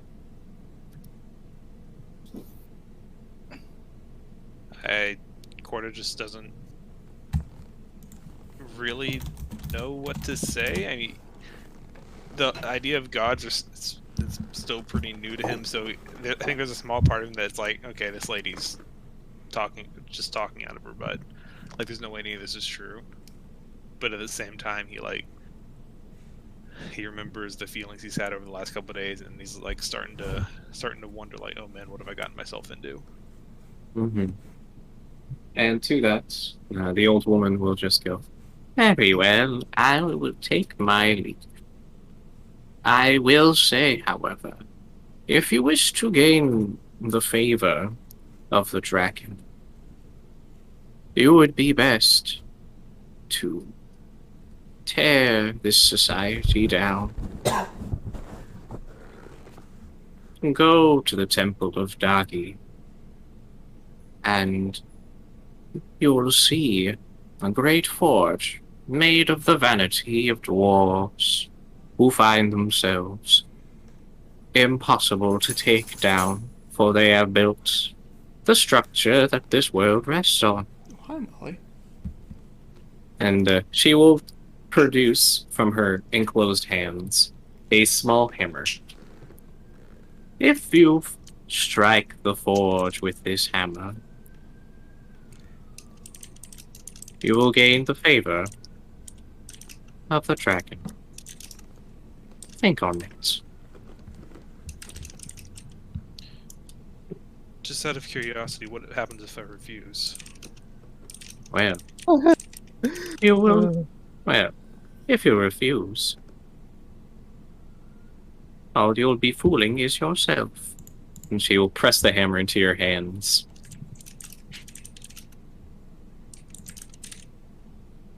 Okay, Good For the answer. record, this is a small, like, smithing hammer. right. Yeah. I 10 now to have a 30 hammer. damage. 10 to 25 damage, actually.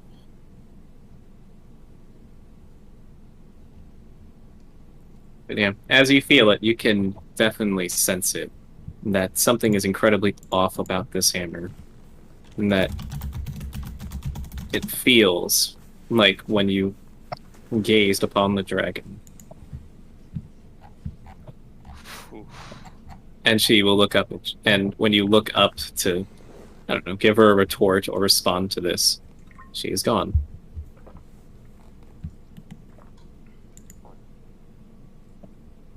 That's not good. I guess I'll just kind of. I guess I'll just kind of slide it in my pack and then walk back down.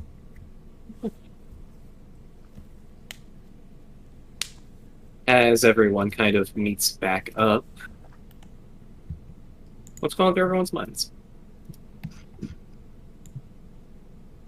Because Corda would probably be last, since he was on the top. He was on the third floor before the fourth, and Ephraim was on the second. So, Let's see. What else did he encounter that was strange? well, you fought some yetis in the mountains, and then you fought a lycanthrope colony. So Okay, I'm gonna read up on Yetis. yetis, they're Seriously. big, they're furry, and despite the amount of fur, there's a lot of meat on them bones. Enough bones that a lot of dwarven adventurers who have barely grown beards have died to these things by the dozens. Hmm. And it doesn't take too many yetis to put, well, a cocky dwarf down. First-hand experience, he understands that. Mm-hmm. Like, even though his low intelligence score,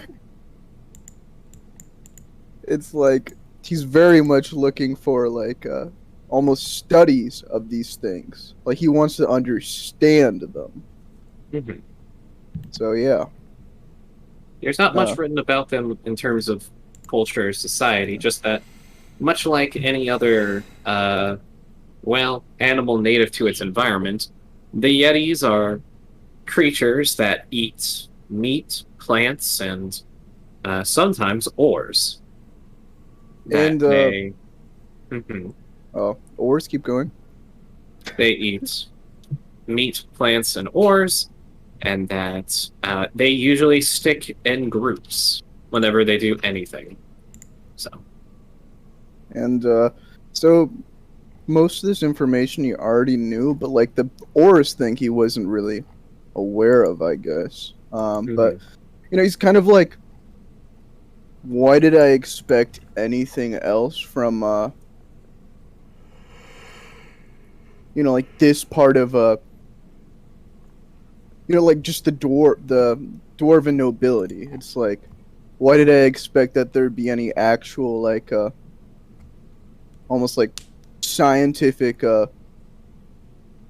like attempts at understanding the world, but just like the dwarf is better than basically everything else type of a deal, mm-hmm.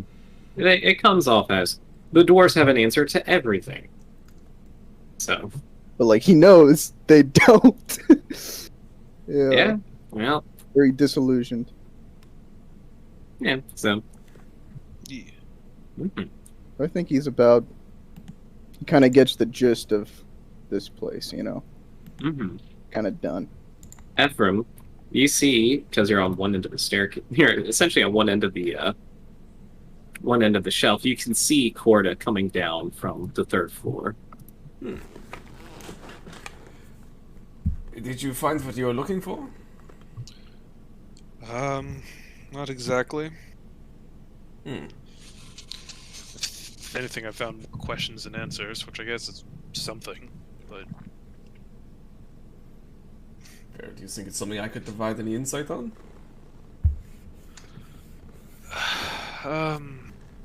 you're a man of the cloth. You seem like you might know a thing or two about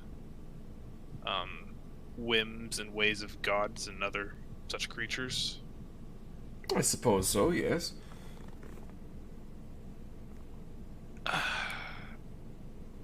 If a god, or maybe I don't know, is there a word for someone who claims to speak on behalf of a god or interpret their will or whatever? Herald, I suppose. A herald. Oracle of prophet.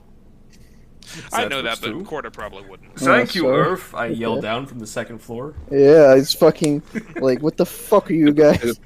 The ground shakes and the bookshelves are pushed aside as a gigantic librarian just goes shh. Just shushes you all. Sorry. With Sim saves DC 30. Well, I lost my train of thought. God dang it. It seems as though. I look around. Are we alone right now? Just me and Ephraim. Yeah.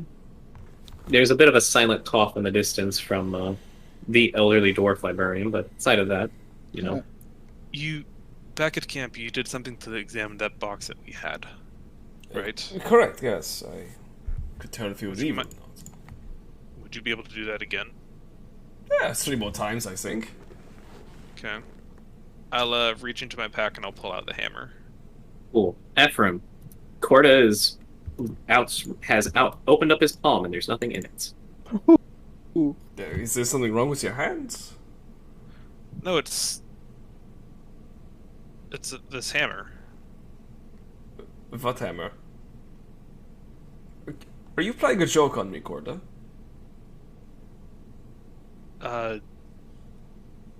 No. No, this is. Oh. You see him kind of mime an object as he kind of like twirls it in his hand, so it kind of shows you that no, there's something here in my hand, but Mhm. Well, that. I guess that answers a few questions. Well, I can see if I can detect anything. I'd appreciate it. I will cast the spell. Do I? Can I even tell it's there? It's hard to tell because the entirety of Corda is evil. Corda? Oh, God. What? Well, let's just say if I was a less prudent man, I would try to kill you right here and now. I know some very zealous paladins who would not make the distinction. If you understand what I'm getting at. No. If you absolutely reek of evil right now.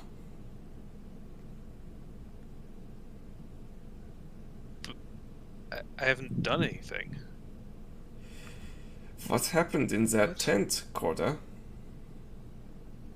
I did what Sheriff asked me to do to get us into there. I went in there and I told them I would help them out. I would do what they needed me to do. All I did was listen to them, and they said I was to be a champion of some sort.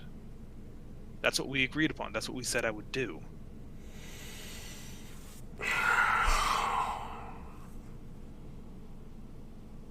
Corda, I think we may have stepped into some serious shit. Telling me.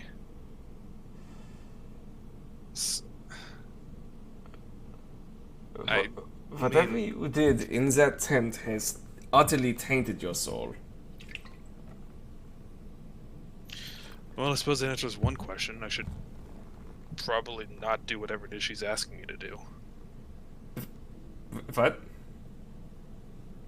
She wanted me to take this hammer and strike a forge with it, and As soon as you say she wanted me to, your throat kind of clenches up. oh.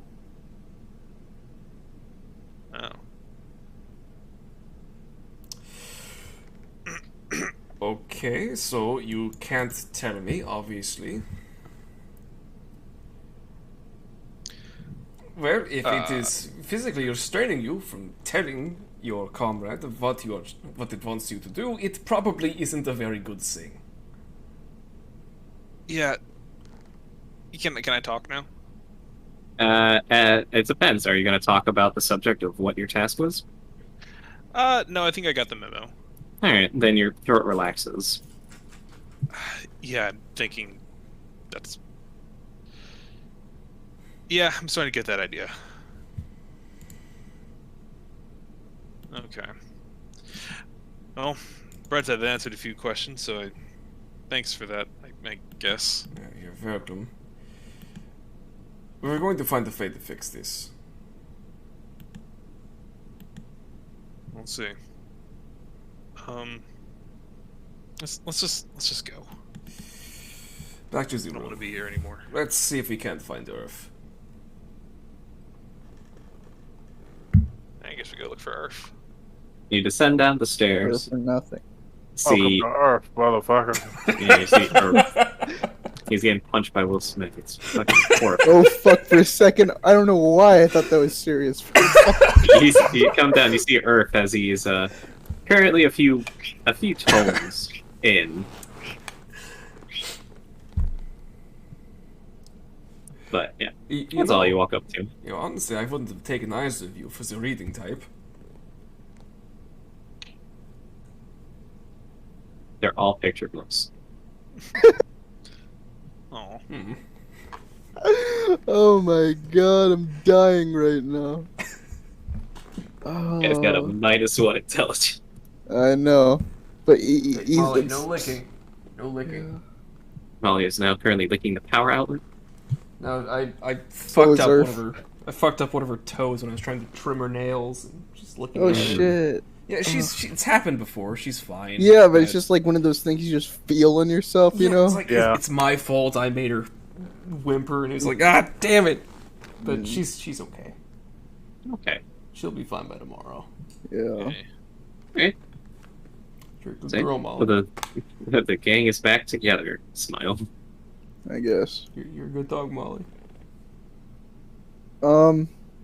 While they were having this conversation, I'd like to say that Earth was praying. Ooh. Yeah, Praying to Boostabug. exactly. Yes. He's praying for let me see how to word this. Where to go or what to do to teach himself how to approach his next challenge. Like preemptively, if that makes any sense. Okay. And to which god is this? Books Rasil, Okay. the knowledge god. It's knowledge. Ready? In that case, make me a d20 roll plus your best modifier and your proficiency bonus added on top of that. /R 1d20 plus my prof modifier, which is 3 out of 5. Let me look it up. I would hope you had a character sheet. Let me just fucking roll it.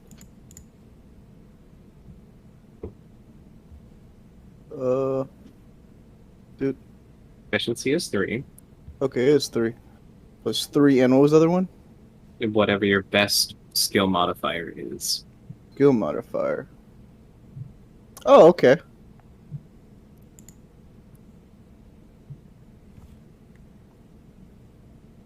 Okay. As you say this, how am I gonna do this? This is gonna be happening as they're approaching you, but suddenly the books in front of you will start flipping and turning as when you look down and around you, you'll see that your eyes are instinctively caught upon multiple words. And your eyes can't help but piece it together as if some kind of code that only you can decipher. As you piece together just a sentence or two, which simply says, like all good pursuers of knowledge, you find yourselves in a crossroad of fate. Unfortunately, your fate does not belong to you, as it instead is caught between the two sides of the same coin. Followed by one last sentence that just says, there is no right answer, only knowledge.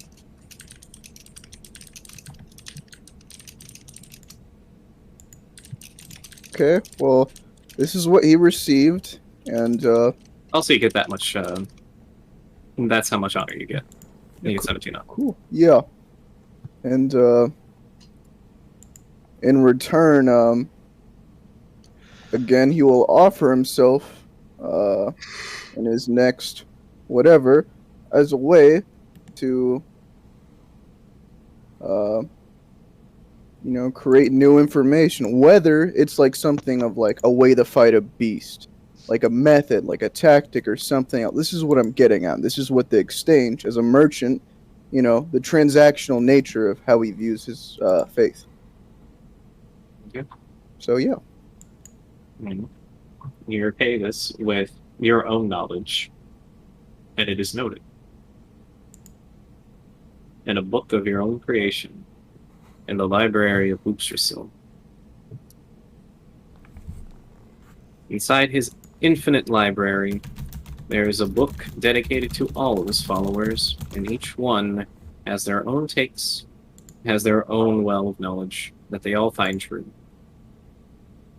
Yours is being filled up slowly but surely. And half of the things Earth does to fill it up is by killing with his. Yes. So yeah, that's just intelligence cheat code, I guess. All right. So after that whole little exchange, you hear the footsteps of, well, the people you've been traveling with for now, coming up on you. So, Hello. Hi. Were you at least successful in finding what you wanted? Yes, I think I've learned a lot, and I think I know where we're heading. So, Well, at least Yes. one of us is coming out to be a winner. I wouldn't say that we're winning, but I also wouldn't say we're losing. I'm sure, at least, I'm sure that we may feel that our fate is tied to something else. I'm not sure if that rings a bell with any of you, but I've known this about myself for a long time. Interesting. both internally sweat. Whether it shows or not, it's entirely up to you. Ephraim does kind of shift a little bit. Quid just kind of. Quid. Look at me, I am the divination wizard now. Can't believe it. Table turn. So, he didn't get anything about that, but he feels happy that he shared new information to his party members. And it probably will be helpful soon. Alright. Construction begins in the library. Yes, the party leaves the library. And, Meanwhile, what is Mongrel up to? If Mongrel was left in the room alone, he would have strapped the case to his back in a good way to make sure that it doesn't leave his back. What the fuck is that? oh no, it's that fucking the ring thing. Fuck. Are you okay? Is that land? I don't know, but I got Is scared. Ringu coming to kill you? No, please don't say it out loud. It's gonna happen. Don't say it, I don't guess think stuff's it. happening. Anyways. And then he shall make his way to the forge, Alright. the big You one. Yeah. I You want travel- to see it. You travel across the bridge, and you realize that there is a side path that leads from the entrance area on Market Square over to the extremely large religious center that houses the war clerics. Not really war clerics, they're just, forge masters. Yeah. Of, forge masters of Daki. Man, it's so nice to be here in this wonderful place full of history that's never going to be destroyed. Oh my gosh. I would want to. Part of Mongrel is just so excited to be here that, like, all of the previous stresses and worries and the war and the arrow strapped to my back leaves my mind for a moment as I'm just in awe of this wonderful it's a work of art so beautiful. I might never see something quite like it. And yeah, you see that there's like a hustle and bustle around this area, as there are plenty of people who are, well, for lack of a better word, they're all just forging. They're doing what they do here, and that's constantly making stuff. And whether it's, in friendly competition or with a purpose, they're all forging together in the great name of Ndaki. Amazing. Uh, and then would there be like open stalls for Well, foraging, or are they all think of, currently taken? it's a grand hall in which once you enter the temple, it's like rows and rows of just forge stations. None of them are really dedicated or, oh, this is a reserve for someone kind of deal. Right. But you do notice that in the center is where the large contraption that you saw that feeds lava deeper into the temple. So, yeah, you can go anywhere that you really want to. Some of the forges are open, but it's pretty packed today. Yeah. Um. You're kind of getting Yes. strange. You're kind of getting strange looks. People are kind of like, "Is this a tourist? I'm Is this so someone happy to be faithful?" here. Mhm. Just, I think, gee, man, I don't know. This is so cool to be here. Mongrel thinks Fanboying, that it's a great fanboying too time. hard. No, you're good.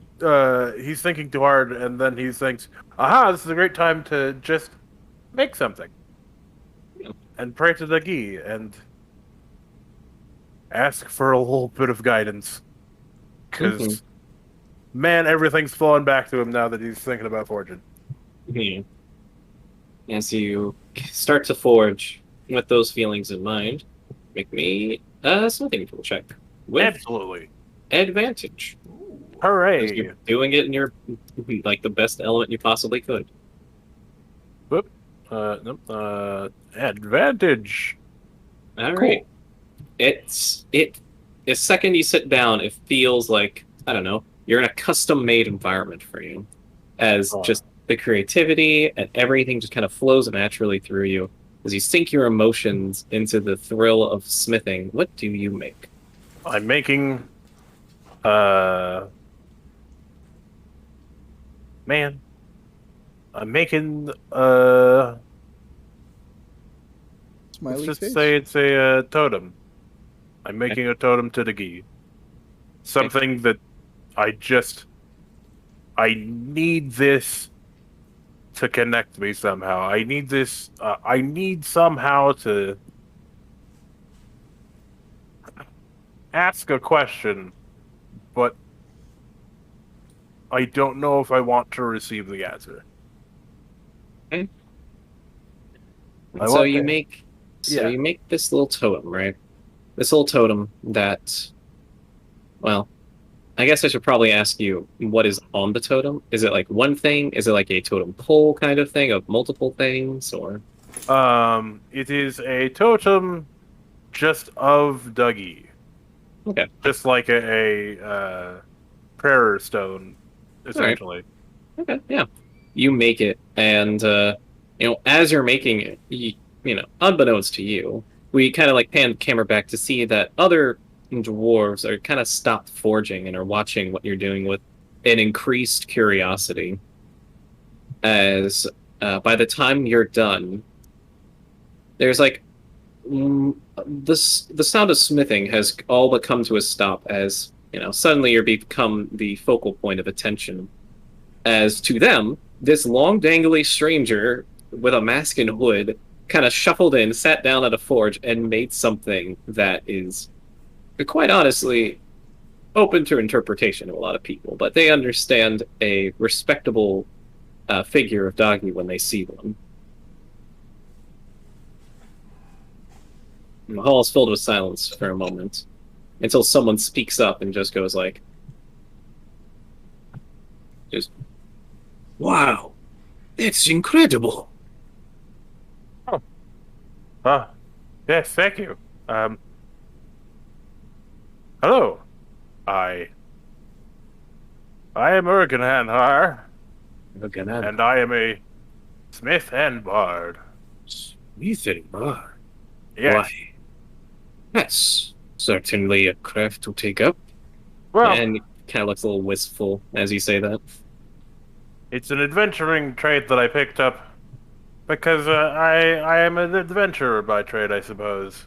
It's what I do from my day to day, but I smithed a lot when I was growing up, and Dougie has always been a. I've always been a child of Dougie to some extent. I know I'm not a dwarf, but Dougie has never really spoken to me as the god of dwarves, just the god of smithing. Oh, certainly an interesting take you have on Navi. Tell me, where are you from? Who taught you to see the world this way?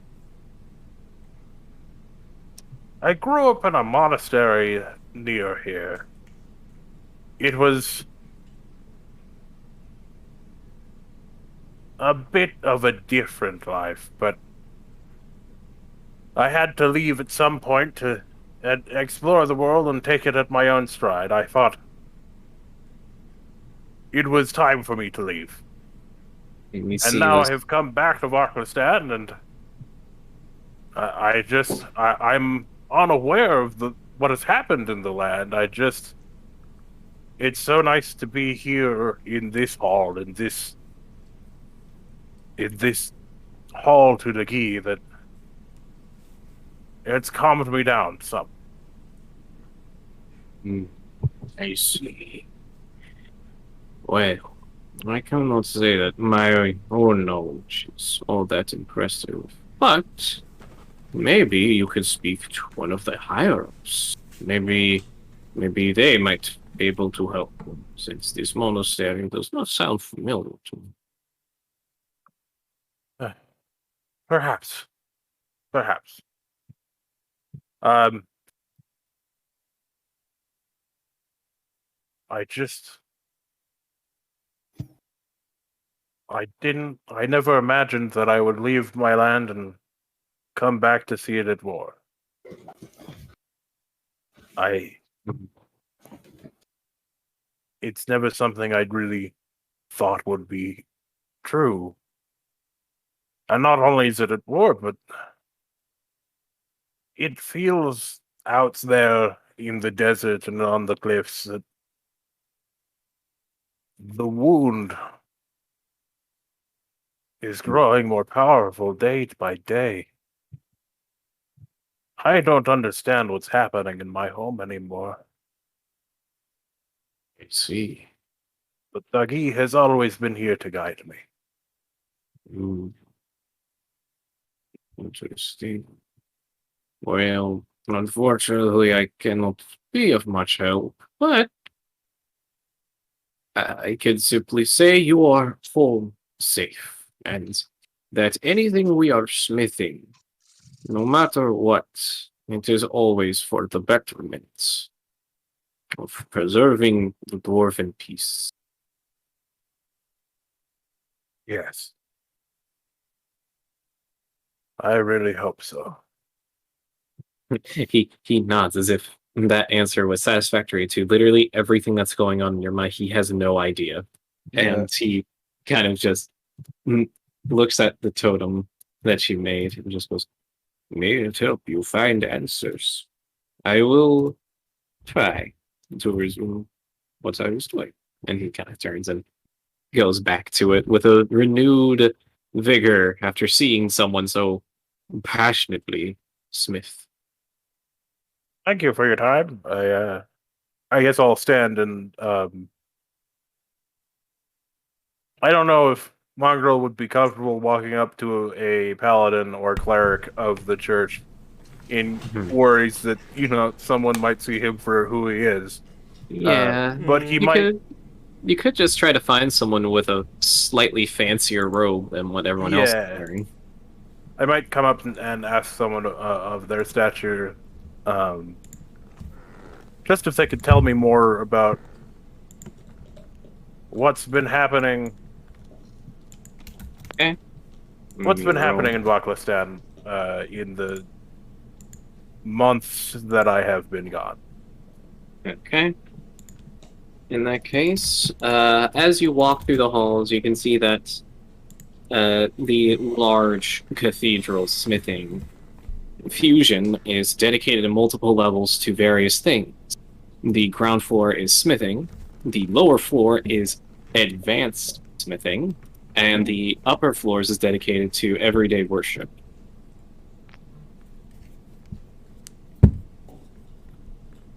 I suppose then that everyday worship would be the best. Depends on what you're looking for. If you're looking for the answers and mysteries of how to make runes, that would be below. If you're looking for generalized guidance, then it would be on the upper floors. Man, I'm really interested in runes, but that's not what's important to the story right now. I just need guidance. I need to be. I want someone to tell me why we're at war. As you explore the upper floors, you can see that there are various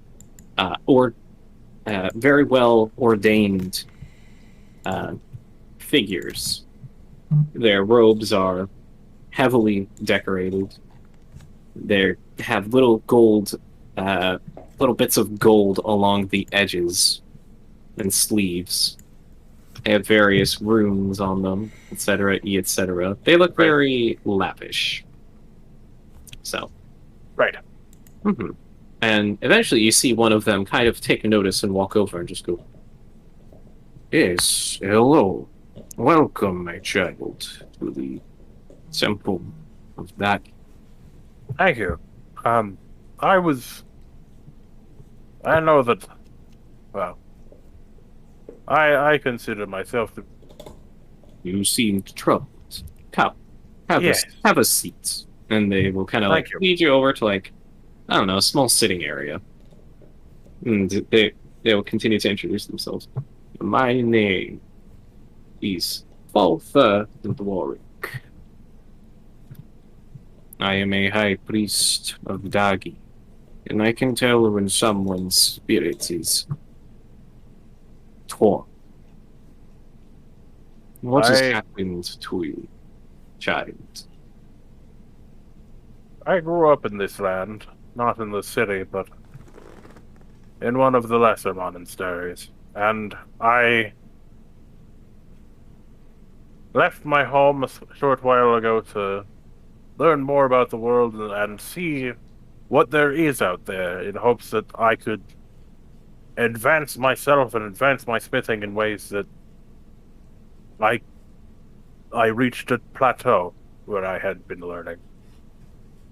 And now that I'm back, I'm still in disbelief that we're in war. It makes so little sense to me. Could you tell me of what has brought all this about? Their expression grows grim and sorrowful. So, I see. A lost lamb has made its way back to the land. But things are different now. Tell me, child, are you familiar with the monastery of the Four Elements? Yes. Somewhat. Well, it's strange that it was reported this way, but as someone who is friends with the head of that monastery, they are fine. But for some reason we are forbidden to say this. And that we must stick to the story of that the bugbears have killed them, and as such provoked this act of violence. You must keep your voices down, since we do not know who is loyal to Daki and who is loyal to the king. That's a lot to take in. Indeed. The truth is something that most dwarves know, and either care not to elaborate on or accept, and would rather go on, thinking that they are doing the right thing, because the king says it is the will of Daki. And it's sickens me. But I cannot elaborate on that any further. And you'll see that the dwarf's eyes shift slightly to the left before focusing back on you.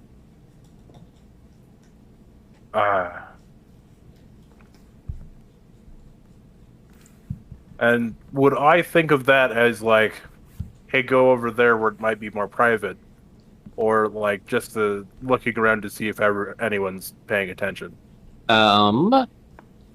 Well, because you're masked, it's easier for you to kind of hide your own motions. Yeah. So if you just kind of glance over, you see that there are several armored men watching this conversation unfold. Right. Mm-hmm. Before they move on, after they see that the father kind of like pat you on kind of like the chest area, and kind of dismiss you on that note of just like, may Dagi help you in terms of crafting a walking stick for your decrepit grandmother. Thank you. Thank you, sir. And he will turn and he will just go like, Knight Captain, I did not notice you. And then he'll just simply just say like, awfully chatty with the new visitor. Are you aware they are a smith? And he nods, and you can kind of tell that like this is the part where it's like you should either leave or help reinforce the lie, because he's just being just like, oh really? Like, yes, he told me he was a smith, but he said that he was like lost in direction. He's worried about family. Decided to come back where he was told that all smithing originated from, and stuff like that. So perhaps I should find a less tense place to pray. Thank you, Father. Mm-hmm. I will and he kind of like rise gives you like a little like yes, kind of like motion of his hand. Just be like, look, he's leaving now. See, it's a very, very busy person. We should be thankful they gave our humble cathedral a visit. I shall leave, and I shall think about what has been said. All right, on your As way I out, make my way. Yeah. Okay. as you go make ahead. your way out, make me a perception check. Perception. What is it, Molly? Where's my piece? Here it is. Hooray! Your ass is being watched. Hooray! Oh, yay! Hooray! Oh, never. Whoa, oops. I'm gonna go down to the as Smiths do. Well, he said that I was being told to have guidance to make a walking stick, so we're gonna go make a walking stick. Okay. And we're gonna try to make it not as good as I would usually make it, but still usable. Okay. Gosh, how does I guess roll me smithing with disadvantage? Cool. Do what Kildor couldn't.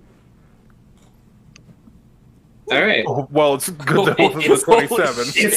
It's less. Damn. Yes. It's certainly of lesser You almost quality made a than the wheelchair. totem you made. Right. Cool. But and that's about it. It's like, oh yeah, that's pretty good. But Just it's a little not bit like crooked, but you know. the flaws are more obvious in this one. So I make shall, your little walking stick. I shall tuck it away, and try to space out my. Yeah. Well, Mongrel would have then thought that like, well, I've done what was in my act to do. I'm gonna take a trip down to the base floor and watch the runesmithing in process and see if I can't learn anything just by watching. As you make your way down, you see that there's um, currently a lesson in progress.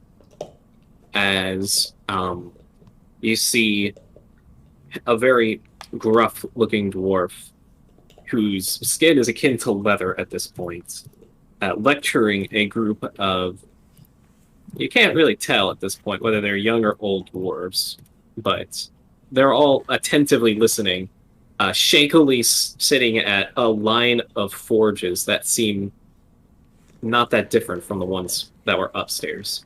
Right. And he announces loudly, just because he walked in on the middle of it, just, this smithing is not simply a tool to hurt. It is a tool to protect. It is a tool to make. And the making is the fundamental center of being a dwarf. And he will stare at one of the apostates and just go, make me a sword that cannot cut. And the dwarf kind of scoffs and lifts up a iron pole and just goes, there you go, cannot cut. And there's like a bit of a snicker from the other apostates as he takes the pole and just smacks him in the face with it. And he just goes, a sword that cannot cut. And he drops the pole and just goes, think on what it means to make that.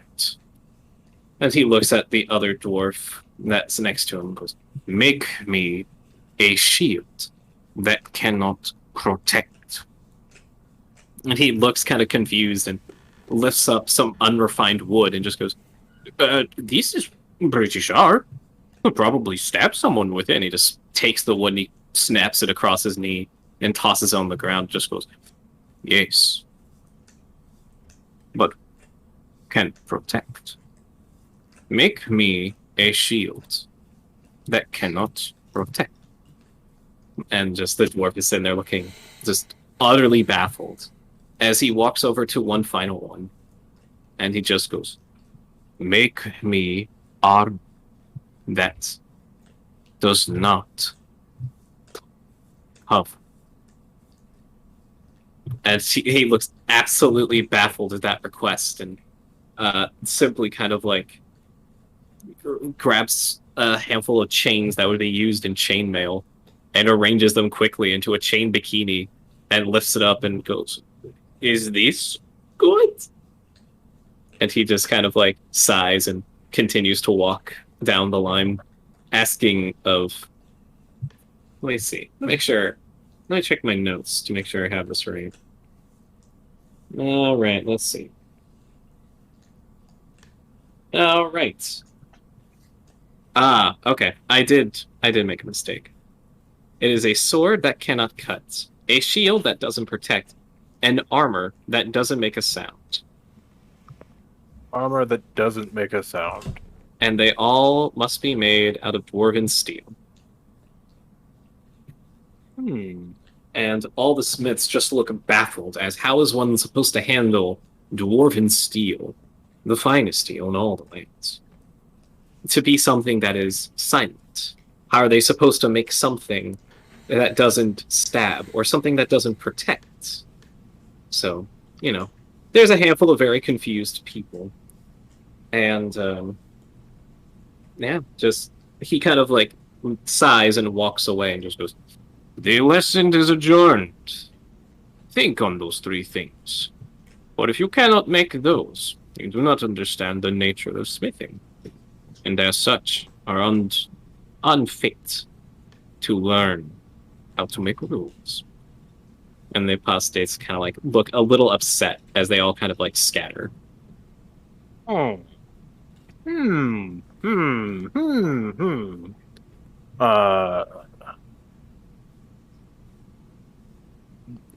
Mongrel would kind of be sitting, I guess, on the sidelines at this point, just thinking, huh.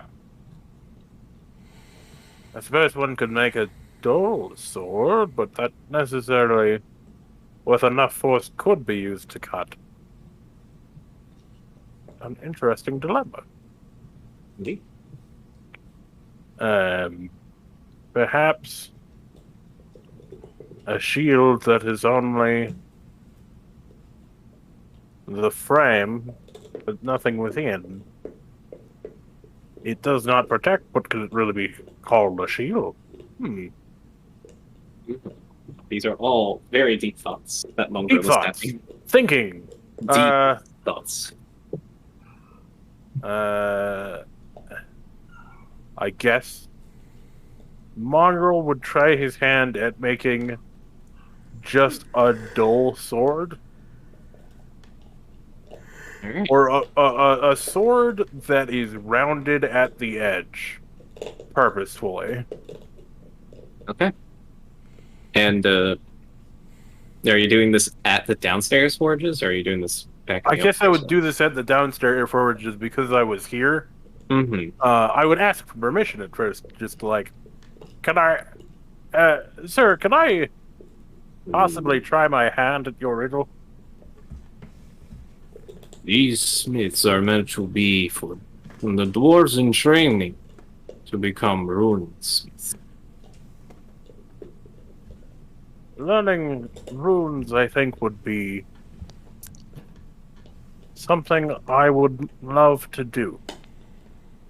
He raises an eyebrow. There's always. He just raises an eyebrow at this. His eyebrow is kind of burned away, but this, Right. the muscle ridge still gets risen a little at this. There's always something to learn in smithing, some technique or some new way to put my heart and soul into a piece. I think runesmithing would be a next step for me. And perhaps I am unready for it, but I'll never know unless I try, you know? Well, if you think you're ready, make me a sword that cannot cut.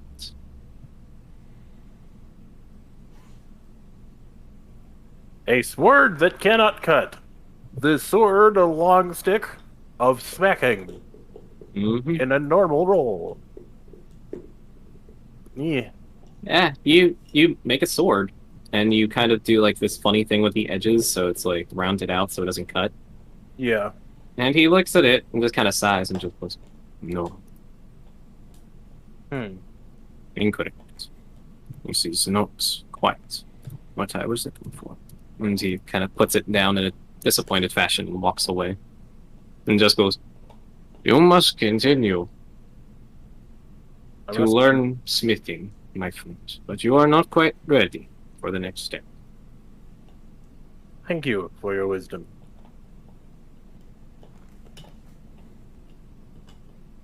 Mm-hmm. And he will just kind of like walk over to a grand forge in the background, and we'll see him raise a mighty hammer. And as he you hear just a ting, ting, ting, as he is making armor. But yeah, on that note, I don't know. I guess Do you want to take your leave on that note? Do you want to stick around? I guess I would want to stick around and see. I want to see a forge master at his best. I want to learn from a forge master just making something, just to witness it. Fill Okay. me with inspiration. I should have used my inspiration. Determination. In that case, I want you to make me. What the fuck would this even be? It's understanding, so I guess make me a perception check. Perception. Yes. We'll make that one into a 10. Okay. Well, that one's a 10. Wait, did he use your divination rolls? Yeah, these are Yeah. divination rolls. Oh, fuck. So you see that it doesn't. This is kind of the baffling. It doesn't look all that different from what you've been seeing Right. other smiths do. So like, there's something else to this that's just not connecting with it yet. So More to learn. Yeah, there's something else out there that hasn't quite clicked with Mongrel yet. I shall take my leave then. Alright. Whoosh! Whoosh. You disappeared. I Are you- disappear. Where are you going And, now? well, I guess I would my questions answered. I guess I would just take a look around the city. As you walk around the city, See you the can't sights. help but notice that you are still being tailed by men in armor. Wonderful. So that's essentially your day. It's like a fun, montage of Mongrel going through the shopping district. All the while, there's just like, two dwarves with giant newspapers that occasionally lower, and camera zooms in on them, and they both nod to each other before putting the newspapers back up. And then I guess after the day concludes of me taking a long-needed tourist vacation in the districts of Vaklistan, I would head back to the palace. So that is the entirety of Mongrel's day. Everybody spent a good chunk of the day in the library, so we'll go ahead and assume that we are now approaching evening time on that day, and as such, your food will be delivered to you inside of your rooms. And everyone can kind of rest up. The only thing that strikes you as a little strange is that the group that Earth was escorting seems to have just taken their lead entirely. You notice that they've taken their possessions and have just kind of disappeared. I wonder what they were doing in Vaklistan. Well, I wanted to check on what their them. business was. Is they really just left you behind, Earth? Doesn't sound like they have very good companions. Well, I guess, I wanted to check in on them, but... Wait, did they fucking pay me? That's a good question. Motherfucker. You were paid half up front. The other half Okay. was supposed to be upon job completion. You didn't get that other half yet. Well, now I definitely want to find them. But what did they pay me in the beginning? They gave you your starting money. Oh. That makes sense. Okay, where are... I'm salty as hell. Perhaps we can look for them, friends. Yes. You're just fuming right now. However, you'll have to look for them Yeah, the laws of tomorrow. Tomorrow. Yeah, fine. Just ranting about equivalent exchange. Alright, so, Man. alright. I think that's a pretty good stopping point.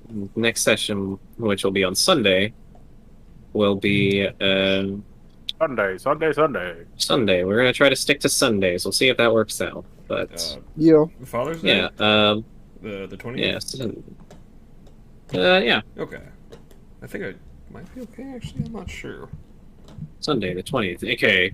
It's Papa's Day. I don't know. When is Father's Day? Yeah, Sunday. Oh, it is Our rally Sunday? at Shit. 4 p.m. Re. Oh, yeah, it is. Yeah. Oh, well. Well, Well, we'll just have to tell them next year. well, it's fine because We did this week. Sundays can kind of be had whenever. It doesn't particularly even need to be a longer session. So, just keep everyone in the loop of what plans are for Sunday Yeah. because it's Father's Day, and yeah, we'll try to make something work. We'll give you the whole seat, but you'll only need the edge. Dun dun dun.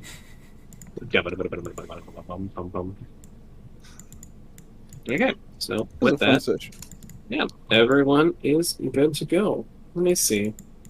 I suppose I should probably give that some experience for reaching Vaklistan. Hooray. Let's see. 1, 2. Oh, okay. Welcome back, Cole. Hi, Cole. Hey, Yeah, Cole. cool. Was he Minus gone? experience. Cole came back at the sound of experience being doled out. Sweet, delicious I'm- experience. I need to get my fix now that Cole's not giving us any. Damn, called out. But we just got the level 5, and it's like, this campaign's been going on shorter than Boobs, I but need more. like half. I need it. You've had one fight since you I will be very salty if you don't take Elven Accuracy, honestly. Very salty. I'm morally obligated to take it. You are. With steady aim. It's my God. shtick. It is. Just kill. We're gonna give out a healthy 850 experience for this. Cool. Pretty respectable. Hooray! Calculator. Let's see. 14,550 that would plus be 850 is 3,900. 15,400. Not level 11, that's fine. I gotta say, I'm a little miffed at the cleric's leveling chart. Yeah, I'm thinking about how I can buff healing as a whole, and I think I came up with something that's pretty interesting, but we'll see. Well, it's more that, like, at level 8, I get nothing except a spell slot. Which is, Well, Lol. I get spell level slots 4 are pretty spell, important. But, That's just look at this. Look at the spells at your disposal. well, let's Yeah, you have a lot. the cleric spells. Let's see what they have. Utility's for. underrated, honestly. It's like But- utility doesn't just mean no damage either. I mean, okay, So the way I was can get- thinking, Death Ward. so the way I was Guardian thinking Fate. of changing up healing is that, you add your, what is it? I think you add your wisdom modifier and proficiency bonus to the amount you heal. And depending on what level you cast a spell at will determine what die you roll. Because I think for the most part you just roll T4s, right? A lot of them, yeah. Yeah, so if you were to cast a level 1, it would be a D6. And if you cast a level 2 healing spell, it would be a D8, and so on and so forth. It's a rational buff. Yeah, that makes sense. Yeah. Because, like, initially the crazy idea was, oh, we'll throw a number of dice equal to the caster level. Yeah, that'll be balanced. So, No one ever dies again. everyone have fun, guys. Let's see. On top of that, Hey, Molly. I am going to ask that the personal matters that I have discussed with Cole and Mark to stay hidden for as long as they possibly can. Of course. Oh no! Personal matters. Yeah, So when can I kill them for XP? you can try. That's all I'm going to say on that front. Oh yeah, you said they have like another life too. Lamau. Everyone, So everyone has everyone except for me has the benefits extra of life? like, yeah, it's essentially the benefits of Death War, but think of it just like an extra life in which if you were to die, you instead just go unconscious. So, Molly, is that the neighbor's Why you dog? say everyone but you? I don't either. I mean, it's pretty chill. like, man, just jump off a building. Oh, No, yeah. your bones may explode, but you won't die. So, Those dogs. My second life is a new character sheet. Ta-da! shit, there it is. Let's look at some 4th level spells for clerics. They get you Death can Ward. banish. Yeah, Banish is cool. Yeah, I was about to say Banish. Guardian of Faith is pretty Death cool. Ward as well. I want to play Faith, fucking freedom of support movement. cleric so bad. They have some cool spells at 4. Yeah. Fucking peace cleric is amazing. What not even like he- is It's literally like I make others better. one action concentration? As you come. Ooh, 2000 XP until I level up. Yo. Oh, then I get more health Shanked. because KSI. Aura of Life is pretty useful for skeletons. Aura of... Just everyone gets resistance to necrotic damage. Everyone who's dead gets revived with 1 point of health. Everyone. Oh, is that a Tasha's thing? Let's see. It might be. Because the website I'm looking at doesn't have Tasha's stuff on it. And the Wikidot won't load. Please. Peace is Your also Tasha. purity. Let's see, classes. Aura of Life is You from go to Handbook. What the hell? Here, I'll show you the one that I'm on. Give me a moment. Copy. Discord. This one. Alright, I'm gonna Hast. try to get a Oh. really quick gym session in while it's still open, so I'm gonna go ahead and pop out. Oh, okay. Go back, Colin. Pretty quiet, but go back. Bye. Goodbye, Cole. Have a nice time. Thank you. Peace. Good night, everyone.